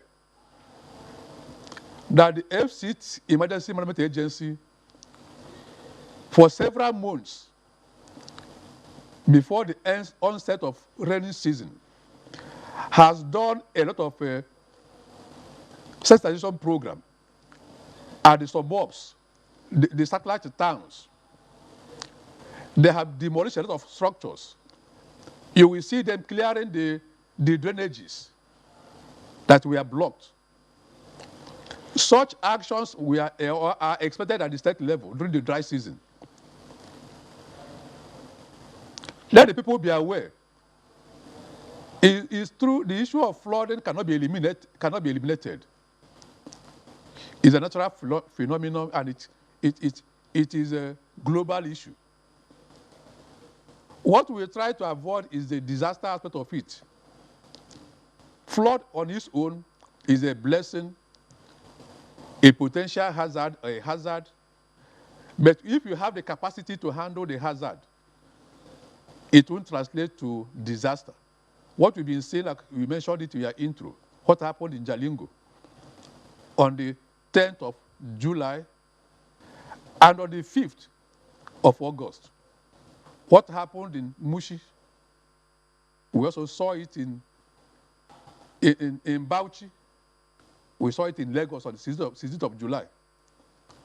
So at that stage, it is now a disaster. So there are so many things that are expected from the states, including individuals, to have done at the time of dry season, or when the rains are not gained teeth, to devastate us. What about houses that have been built along the floodplains? What happens to those houses?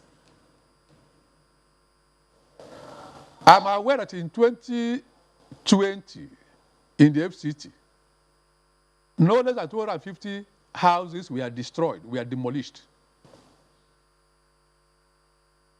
Going by the experience of 2020, we had some lives we had lost, about 69 lives, according to NEMA, across the country. And we saw what happened in FCT. Some lives were equally lost at, I think, Trademore Estate and then Sunday Adewusi Estate, Police Estate. So those places have been marked by the FCT, Emergency Management Agency, FEMA. And some houses have been destroyed. So the best to do is to remove those structures that are within the flood plains. That's the best thing that could be done. You save life. You save property. Or, people, when I say property, maybe in this case, household items, because the main structure itself had to go. So the best thing to be done is to remove the structures that are within the flood plain. And after each cycle of flooding, if you go to all these places that were flooded before, you will see the signature, the handwriting of flood, telling you this is my right of way. Nothing should encroach beyond this place. And this is what the AFC Management Agency have been doing, because you can easily identify those structures that are within the floodplain, and it is all over the country. So the best is to remove the structures to avoid loss of lives. You mentioned some specific dates about terrible flooding that has happened this year, and you mentioned July 16 in Lagos. So we are expecting that kind of flooding again, if I'm not wrong. So I would like you to advise residents in those states which you mentioned that are highly probable, flood risks this year. I would like you to advise people who live in those states what they can do to ensure that their houses are not carried away by the flood, that they do not come to any harm during this period.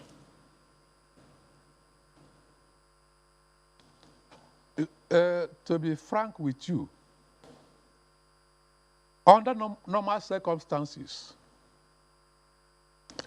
it is not easy for people to move. There is this inertia, reluctance to move or to do something new. What we keep advising is that for the sake of your own life, for your own safety, your family, you have to relocate, you have to move, albeit temporarily. We already know the regime, the flooding pattern, the month it will start, and when it will abate. For instance, in Ogun State, Ogun and Lagos states, there is a dam in Abeokuta North, Oyan Dam. Now the authorities that manages that dam, Oguoshi River Basin Development Authority at Abeokuta, has long ago issued a press statement to the two state governments, Ogun and Lagos, notifying them the pattern of release of water for the year. You must release water from the dam. So it behoves the state governments, for instance, these two states, looking at the prediction or the release that at social date we will commence releasing water, say in July, maybe 5 million cubic meters per day. We will open the gate. By social date in July again, maybe around 20th, we will step up to about 8 million cubic meters of water. And as the month or the year progresses, it will be increasing in size because the rainfall intensity is also increasing within that catchment. And maybe by the month of October will be the heaviest. Now, this is already a working document you should use. Move the people. So years ago, I think 2014, I was informed, or we were informed in a forum, in a meeting, that Niger State has what they call wet housing and dry housing. Knowing that there are people that are living within the floodplain, they do their businesses within the floodplain, going by their the work they do, farmers, that they constructed some structures upland, so that during the peak of flooding, peak of rainy season, the people will relocate and go to those houses upland and stay there. You could be doing your business maybe in the daytime around that floodplain, but in the evening you move. Or you can even move completely during the flooding season. Maybe about 3 months, depending on where you are. The flood will come and go. So I'm advocating that the state government should be able to help their citizens. And also citizens should take responsibility for their own lives too. You have to be alive to do whatever business you are doing within the floodplains. So that's the much we can tell. Let the government assist, even as it's also being done at the federal level. Following the 2012 flood incident, a committee was constituted by the federal government called Presidential Committee on Flood Relief and Rehabilitation. It is being co-chaired by Alaj Aliko Dangote and Chief Olisa Abakoba. This committee raised quite some money, and in some states in Nigeria, they built what they call flood hostels. I've been to that of Lokoja. It has all the facilities, like in the secondary school dormitory. I think another two-story building, about 2 of them there, with a clinic, with pipe-borne water or borehole, about 2 of them that are in that same place, with whatever you can think of, you have maybe in a secondary school. They are there. So the state should also assist in this wise, augment what the federal government is also doing. Mr. Nze, it's nice to know that you've said that the federal government is doing certain things. You mentioned sensitization, but it will seem as if it's not getting to the people. So you have mentioned that the state governments will need to clear the drains ahead of time, but what about intensifying that sensitization about proper disposal of waste? So you see someone who is in his vehicle, he takes a bottle of water and then tosses out the bottle after. How do we address that? How do we make the people know that, you know, whatever it is that you throw on the road or just carelessly in terms of nylon bags and things like that, it's going to come back to you somehow? Yes, you are quite correct. This is where we need collaboration. Now, the state government do not just exist, just being there for just answer that there's a state. The things you have mentioned now, education of the people, enlightenment of the people, the states have very relevant apparatus at the state levels. Somebody was saying, I don't know, at one of the states in the southeast, that on Saturday they'll be doing sanitation. So there will be no movement. I know that in around 1984, 85, there was aggressive push in this direction, that people became conscious of it, that you don't just dispose of waste indiscriminately. Even to ease yourself, you cannot do it anyhow. The war against indiscipline permeated through every starter. I was in Lagos. You can't rush to enter a bus.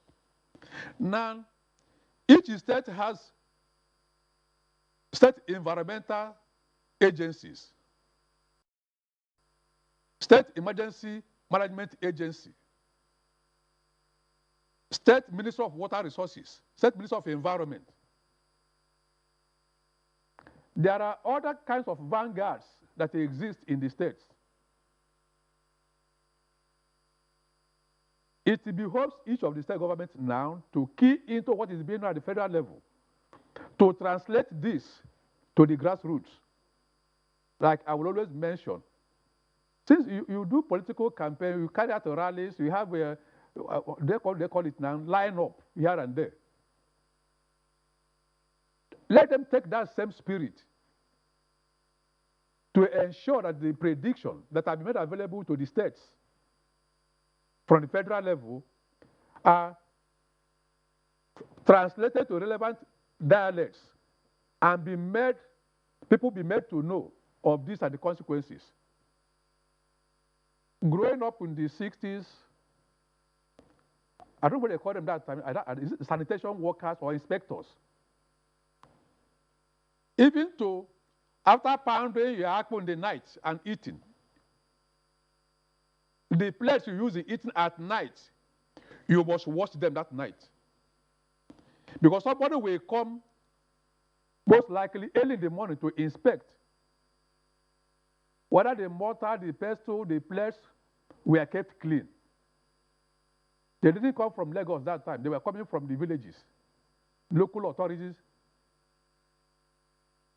Just So before I you think go, it is possible. I just need to, for the benefit of our viewers, read out the highly probable flood risk states, and they are Abia, Akwa Ibom, Anambra, Bauchi, Bayelsa, Benue, Cross River, Delta, Ebonyi, Edo, Gombe, Imo, Jigawa, Kaduna, Kano, Kebbi, Kogi, Kwara, Lagos, Nasarawa, Niger, Ogun, Oyo, Rivers, Sokoto, Taraba, and Zamfara. Like I said earlier, literally every part of Nigeria.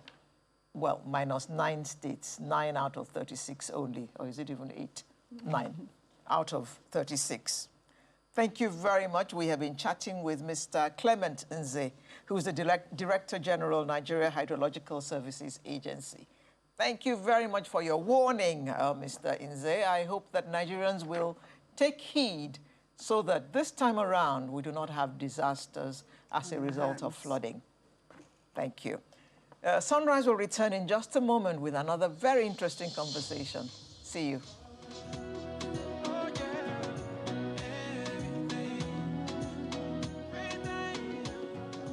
Earlier, we're talking about diversification of the economy, and one area that would seem like young people and people that you would think would prefer white-collar jobs, they are going into is agriculture. Which white-collar jobs which don't exist, I might add. Okay, okay. So we have one of them here this morning. He is the Chief Executive Officer of AB's Farmers Markets, Mr. Emmanuel Usman. Thank you so much for joining us this morning. Pleasure. So, we're talking about white-collar jobs just now, but you decide to be, into agriculture. Tell us about your area. Yeah. As you said, my name is Emmanuel Nelson Usman, and I'm from the north, born and brought up in farming. So I'm a farmer. So it's my desire, and it's my desire to do something different, because when this idea came up a long time ago, over 20 years, when I was discussing with my wife, I said, look, I think we have to change the way of living, the way of how we consume protein in Nigeria. She was like, what? I said, I've been to one place in Lagos, just close by here. What I saw with my eyes, I was like, oh. I even video it, show my wife. She was like, what? A whole cow, half of cow, was fall into a debt. Everything, if you see, and the man pick it up, put it on bike again, continue journey. I was the market. Like, what?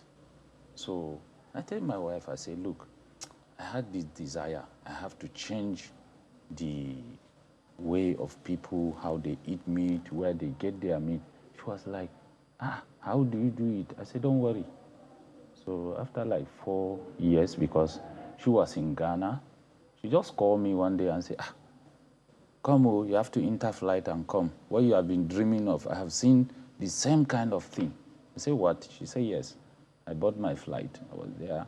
She took me to the place they call Jafamco. So I was like, when I enter all around, I asked the manager to take me in. He do that. He was trained and, in Germany. I said, So when I now come back, so I start preparing for it. I supposed to do this in Lekki phase 1. So, but the past administration did not grant me. So the estate is my own, Atlantic Nominee Estate. So, and I said, maybe let me start something small here. But with the help of Lagos State, I really appreciate the administration. I just meet them once and they agree, so we started.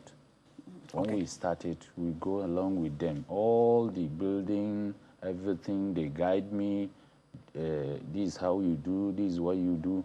And we thank God today it has become reality. So you opened the farmers market yesterday. So what Yes. exactly is the farmers market? Yeah, the farmers market is where you walk in.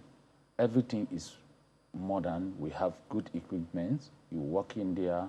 We produce fresh meat, chicken, goat, cow, and also vegetable. Which you slaughtered there on Which we site? slaughtered it there, and we prepare everything. If you want boneless, we remove the bone. It's so amazing. Had it been you are there yesterday, you see how people. Well, you didn't invite us to the opening. I do. It's okay. It's okay. He's here now. I do. So you were going to say Yes. something. Apart from the protein, what else can we buy at the farmers market?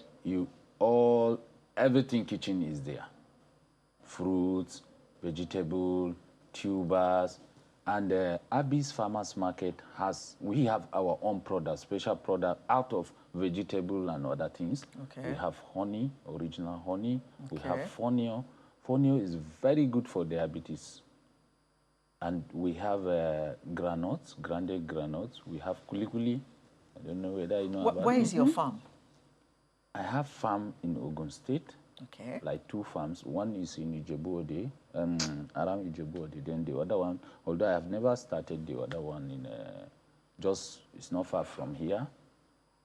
Then I have in the north, we have in Jos.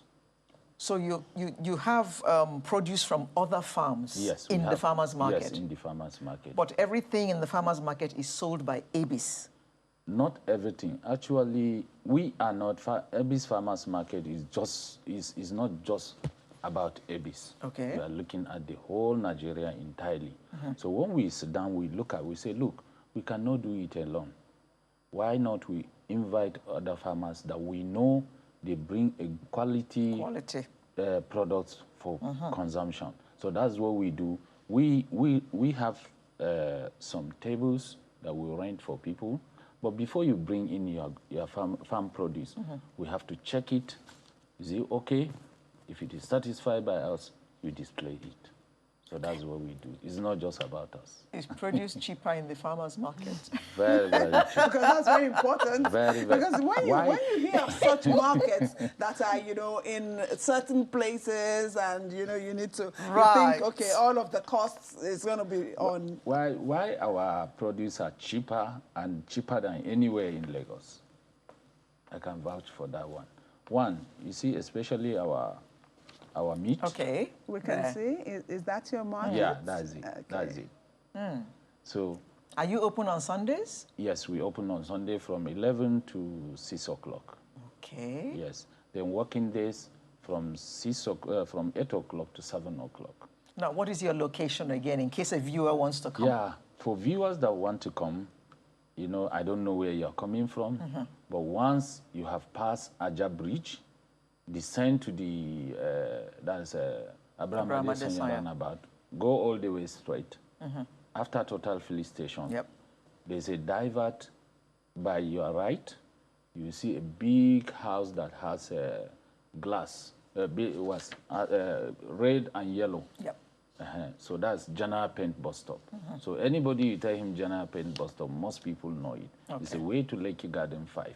So you drive on enter the estate, drive on that road. Our Abis Farmers Market is on the left. Okay. Yes. You see it's written Kwawel Mall. So we are the owner of Kwawel Mall too, because Abis Farmers Market comes under Kwawel. Okay. Yes. From the video that we saw earlier, I could see, of course, most of these things are perishable. How do you ensure that they stay fresh? Yes. Because that's very key. Sure. So what we do there, as you can see, is 24 hours AC there, as you are seeing. We don't put off our AC because of the perishable goods.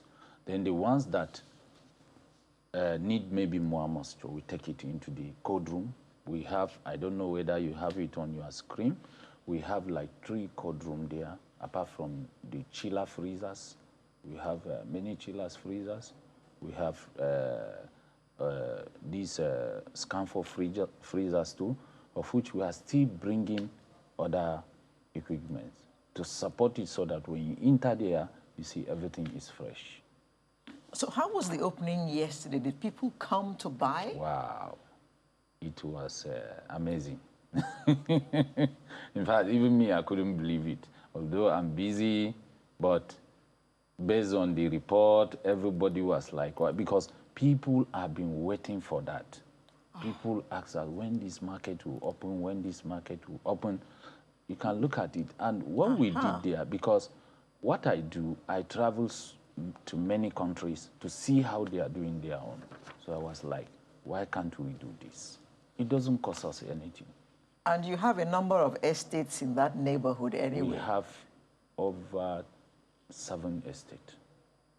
And that's the only way. You chose a right location. Yes. So they won't have to go to the market. No, you have AB's to. Farmers Market AB's is Farmers there Market and it's is selling there. everything. You see, when you go through, especially our meat, what we do there is that our meat, we have to collaborate with Lagos State. They give us veterinary doctors that are living there.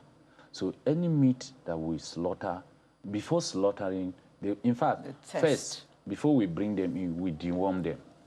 Where do you bring them in from? From Adamawa. Okay. Yes, we fatten them there and bring them here. So before we bring them, we deworm them. Veterinary doctors will check. After slaughtering, they will check, especially like the intestines. People doesn't know about this. There are many things that they are, when they discover it, you have to dispose. It's not good for consumption. So, and that's where we are. That's what we are doing. Then, if you look at the way we prepare our meat, we remove the unwanted fats, we remove other things. We give you purely. You dress it. Yes, we dress it. So it's not like you buy ordinary in the market, they will just cut, you now go out, start removing fats, start removing. No, we clean everything. We remove what is not supposed to be there before we sell it. And the machines we have there, you know, we are using biogas. Like all our waste, there is nothing waste in our abattoir. So the waste, we convert it to biogas.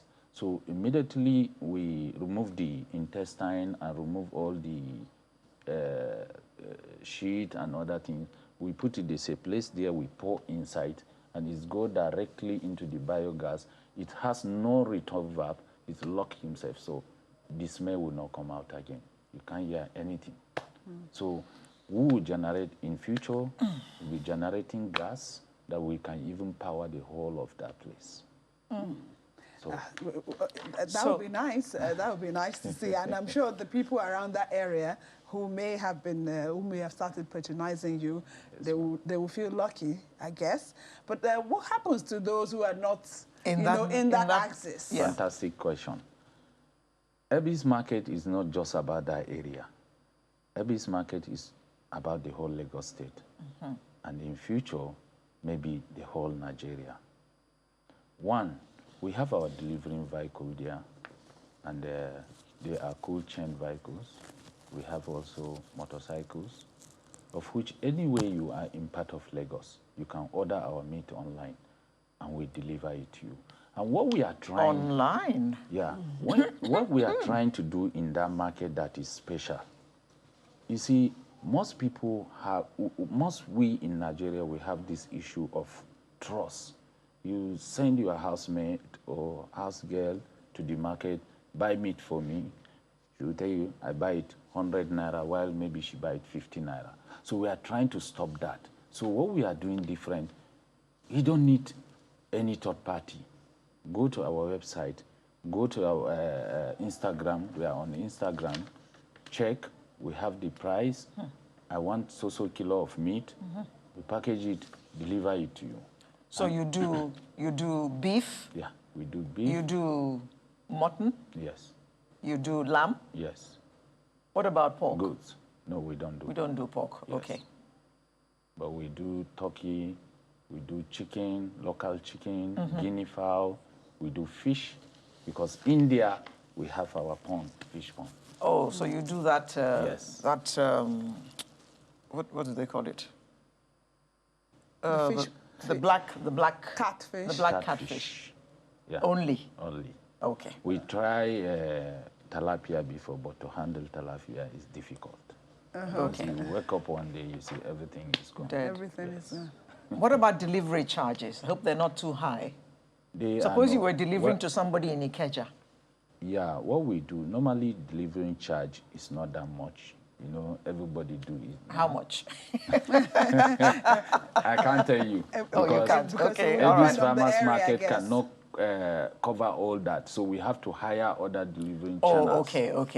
to support us. You farmed it Okay, out. you- Okay. you have The only mentioned- thing that, like, if you are buying a whole cow, we deliver it to you free. Okay. Yes. Okay. You have mentioned that the people can go to your website Yes. and Instagram. You want to give us how to get there? What's Yes. their website? It's www.kwawel.mall. Powell. Kwawel, Kwawel. Kwawel. Kwawel Mall. Mall. Yes. And Instagram? Instagram is AB's Farmers Market. Once you put AB's Farmers Market or AB's Special Food, you see it there. This Farmers Market. Yes. Instagram. So what is it that is selling of all your products?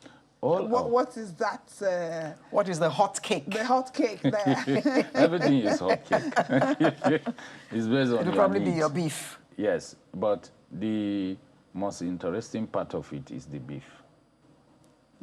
Yes. Is it because the price is good? The price is good, and the preparation, and you are buying a genuine and healthy meat. You are sure of that.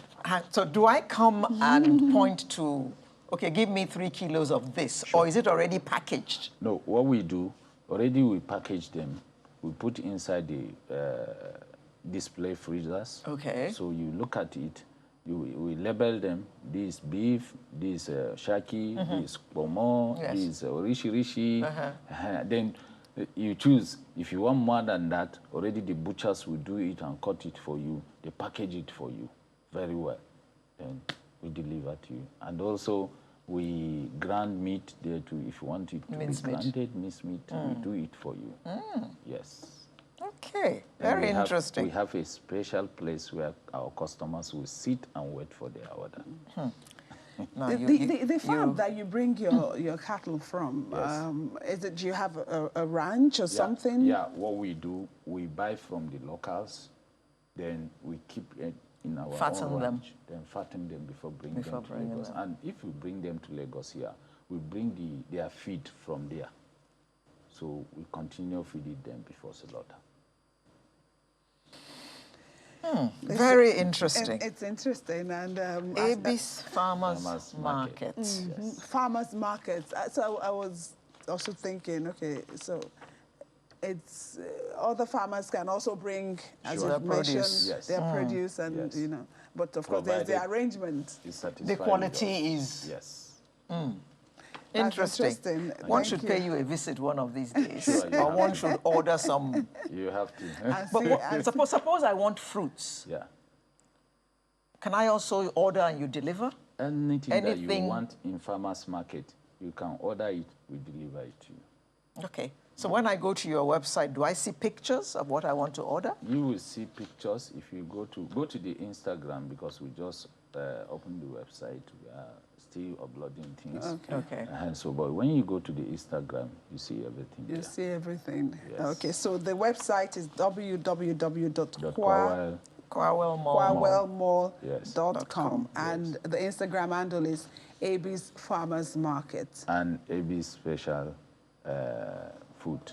AB's Special Food. Abis Yes. Special You know, Food. in AB Special Food, that is our product that, like, you have the fonio, the this thing, or honey, the there's another oil. Do you they also call have it a bee farm? Aplay. Yeah. No, we don't have a bee farm, but we are working with people that has a bee farm, so we get it from them. Okay. Do you have Yes. coconut oil? Coconut oil too, we are working with the people that produce it. Okay. But our one is, because we have been to where they produce and we see it, so it's okay. Do you have Gary? We have Gari, What kind of Gary do you have? Ijabu Gari. We have all types Okay, of we Gari. want to let's Yes. just remind our viewers of the website again, www.kwawellmall.com. That Yes. Kwawell is KWAWELE. Mall. Mall. Yes. Is there E or W? No, W-E-L Mall. W-E-L. E-L Mall. Yes. Okay. One word. Okay. Then the Then .com. Instagram, Yes. And AB's Farmers Market, Yes. as well as AB's AB's Special Food. Foods. Yes. Thank you so much. Congratulations. Thank you, ma'am. We wish you all the best, and we you. hope that we can one of these days place an order from Can your you, farm can so you that we grant can me come a and. minute? Let me appreciate my viewers. Please go ahead quickly. Thank you. I really appreciate for each and everyone that come yesterday, and also that people that are on their way to the AB's Farmers Market, and I also appreciate the Lagos State. May God help us all. Thank you. Thank you. Thank you. We've been speaking with Mr. Emmanuel Usman. Emmanuel Usman. Okay. That's the Nigerian. I was hoping that there will be a name from, it's okay. We are fine. Wazobia, yes. He's the CEO, AB's Farmers Market. Thank you so much, and we wish you all the best. Thank you, ma'am. Thank you. Pleasure to meet you too. We'll take another break. Sunrise will be back in a moment. With the home stretch. Yes. Thank you. Well, we were busy enjoying that piece of music, and I'm sure you were at home too. And that's music made by Ikechukwu Eric Ahia Uzu. But you know him as Rick Usani. Asani. Hassani. Yes. Hello, Rick. Good to see you. Thank you, man. Same here. Appreciate it.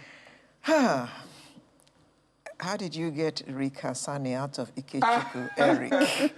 Well, Ikechukwu Eric it's not exactly entertainment interesting to pronounce. It doesn't run off the tongue very smooth enough. You know what I mean? So yeah, my middle name is Eric. So I just took out the E, so that's Rick. Rick. And when I was thinking of my music name or my entertainment name, I wanted it to sound like a real name. I wanted it to sound like a name and a surname. I didn't want it to be something like Blue J or Slashy Joe, something. I wanted it to sound like a real name. You know how you have like Michael Or Jackson. Burna Boy. I didn't say anything, no. But I really wanted to sound like a real name. So okay. I knew I needed a name and a surname. So I had Rick from my middle name. I was looking for a last name, and then I was watching TV. I heard the name Hassani, and You I liked just it? stuck. Well, I'm sure some people could call you Mr. Hassani. Yes, they do. All right then, Mr. Hassani, Yes. who studied energy economics. And he's singing it away. Where is that certificate, if I may ask? It's in my house, actually. It's in my house. Good. So now you're singing. Oh, yeah. Where did the singing come from, and how did it start? The thing is, I've always sang, like, everybody in my family has sang, but I just felt like nobody was brave Doing it enough to take it professionally. as a professional career, because I'm born into a very academic family. Both my parents are professors. Oh dear. My eldest And sister then they is have a lecturer. singer as a son. You understand the contrast? Good Lord. But I mean, my parents and my family are huge supporters of what I do now. But then Now. it wasn't like that. Stress too. on now. When you started. No, then it wasn't like that, you know. How was it then when you started? No, but it wasn't like it was anything bad. It's just, it was something they didn't understand. You know, most people, when you see something you don't understand, first of all, you're like, some people... to resist it. Yeah, some people are like, what is this? Some people are intrigued by it. People have different responses to what they don't understand when they first see it. So I think their response was just, what is this? We don't like this, you know. They wanted to oppose it, you know. So yeah, that was their response, and it's okay. It's fine. Like they So were how long thinking did it take to of win them all over? this. It took a while. I mean, I had to just start blowing small first, to be honest. I had to just be a little bit successful, and then when they saw that it was going really well, they just came on board. Yeah. I And see. that's how many years now? I think that's 3 years.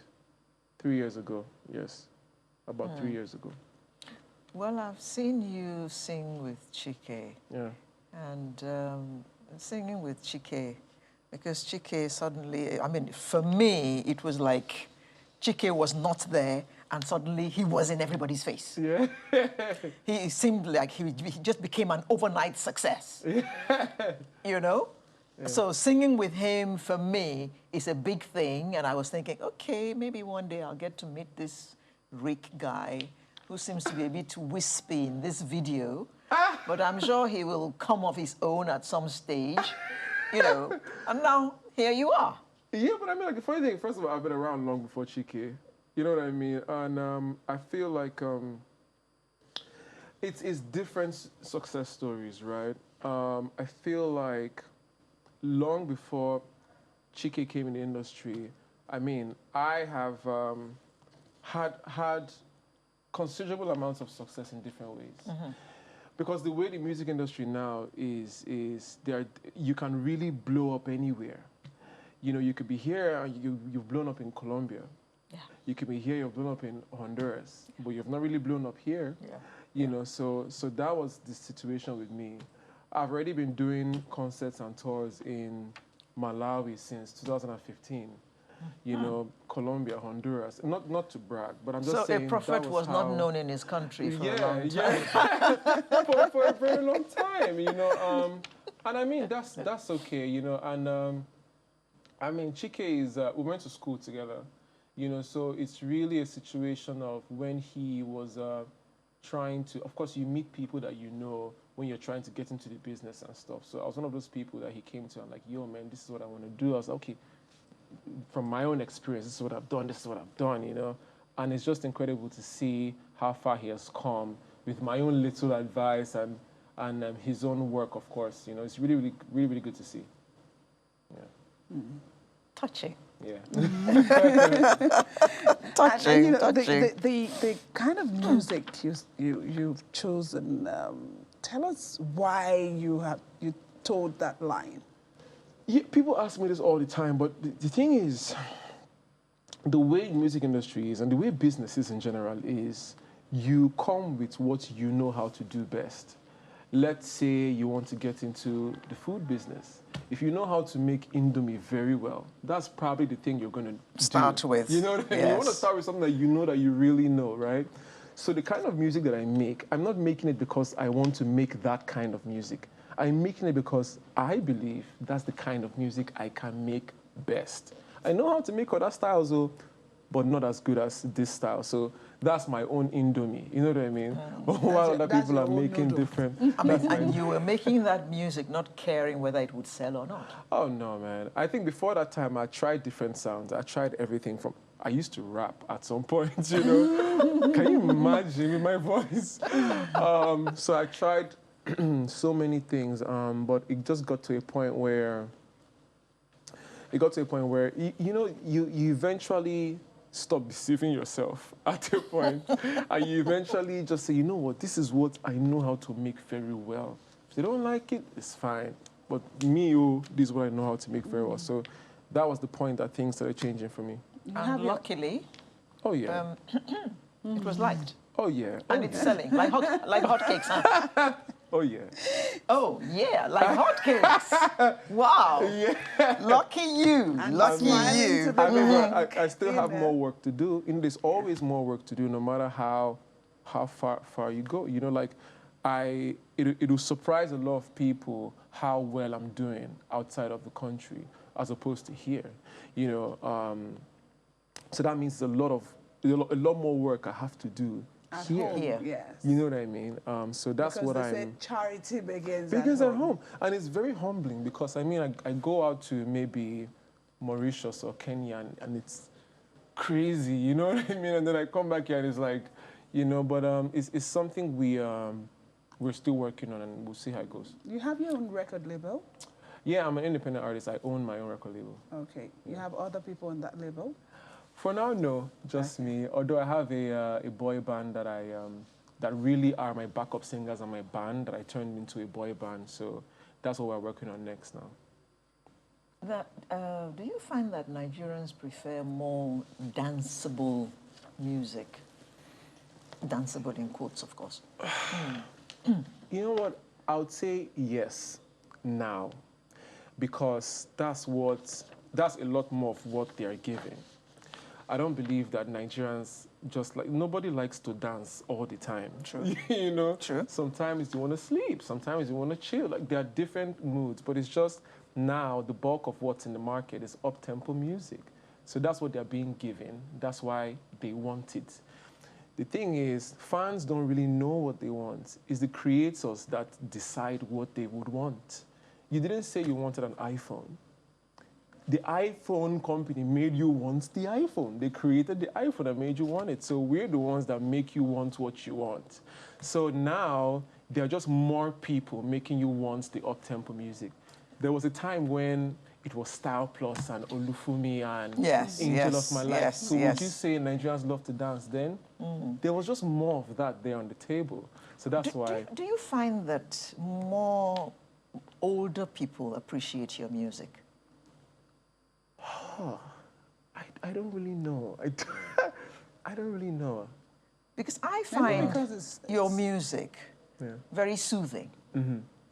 It's the kind of music you want to lie in bed, grab a book, and put on. Yeah. You know, it's music to relax with. Yeah. Whereas young people want the one that they can dance to. Yeah, and the thing is, like, that kind of music is how I fell in love with music. I was born in the 90s, right? So when I was born, it was Whitney Houston, it was Boyz II Men, it was Usher, it was R. Kelly. Songs, you know, like songs.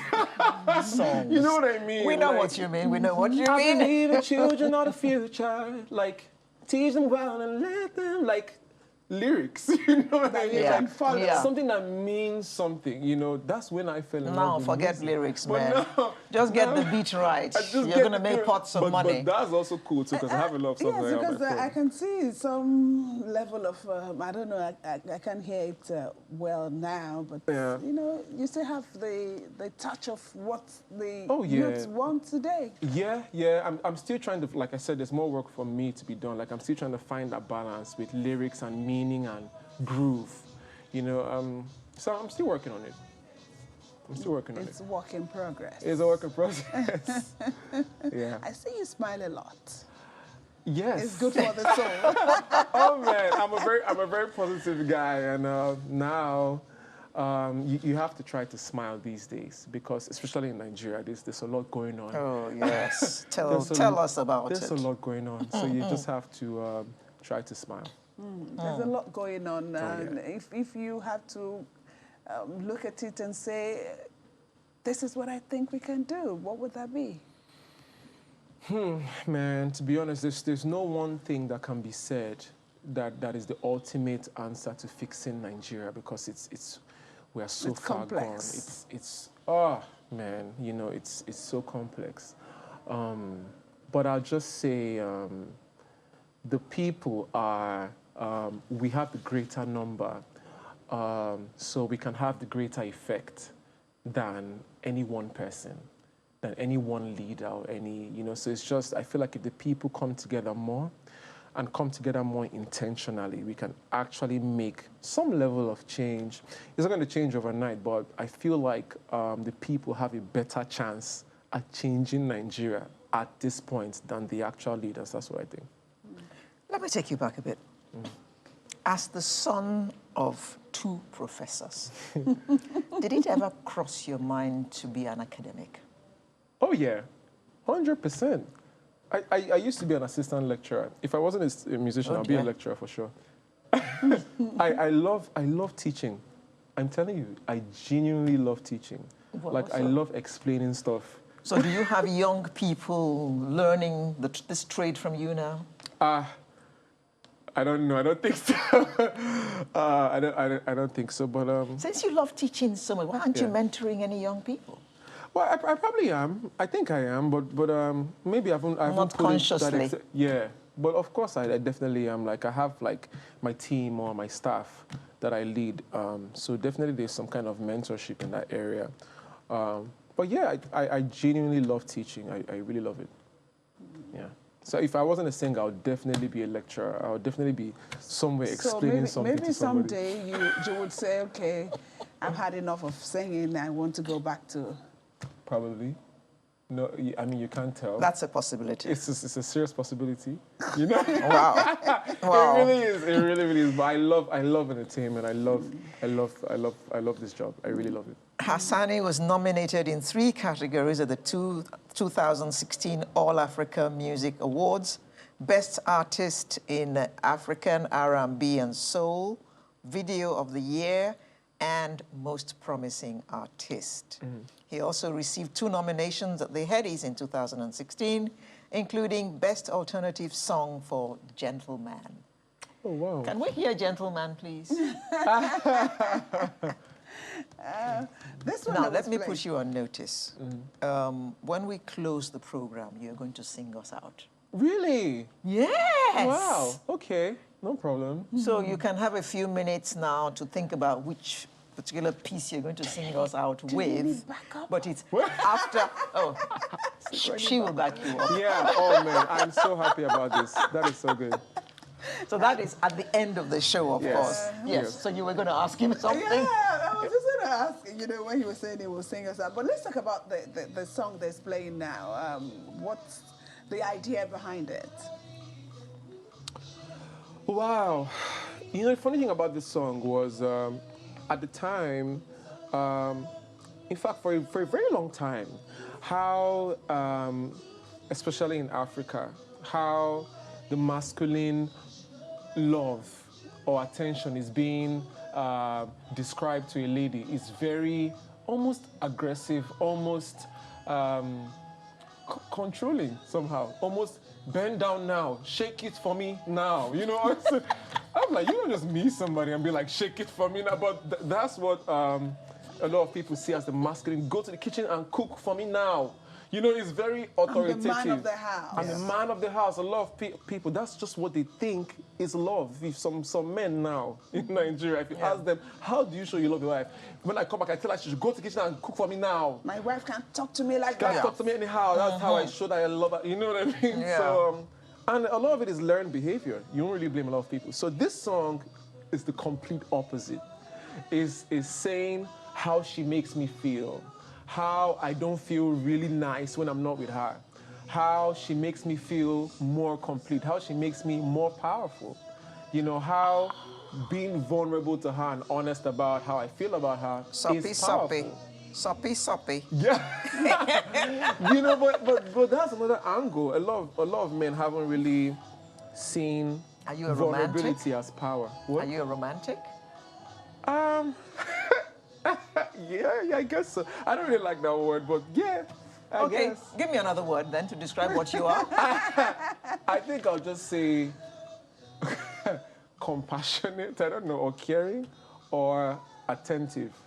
Yeah, Attentive. I'm a very attentive So guy. other I'll take people's that. I'll needs. take Yeah. that. Yeah, I'm a very Okay. attentive guy. Attentive. Oh yeah. So the song is Right. trying to change, that kind of Not perception. really change it, but it's Okay. just to show people that there's another way, because people are still going to have their authoritative ways, and that in some areas is a legit way to show love, and it's a correct way, and that's fine. It's just there's another way also. You can also be calm, polite, attentive.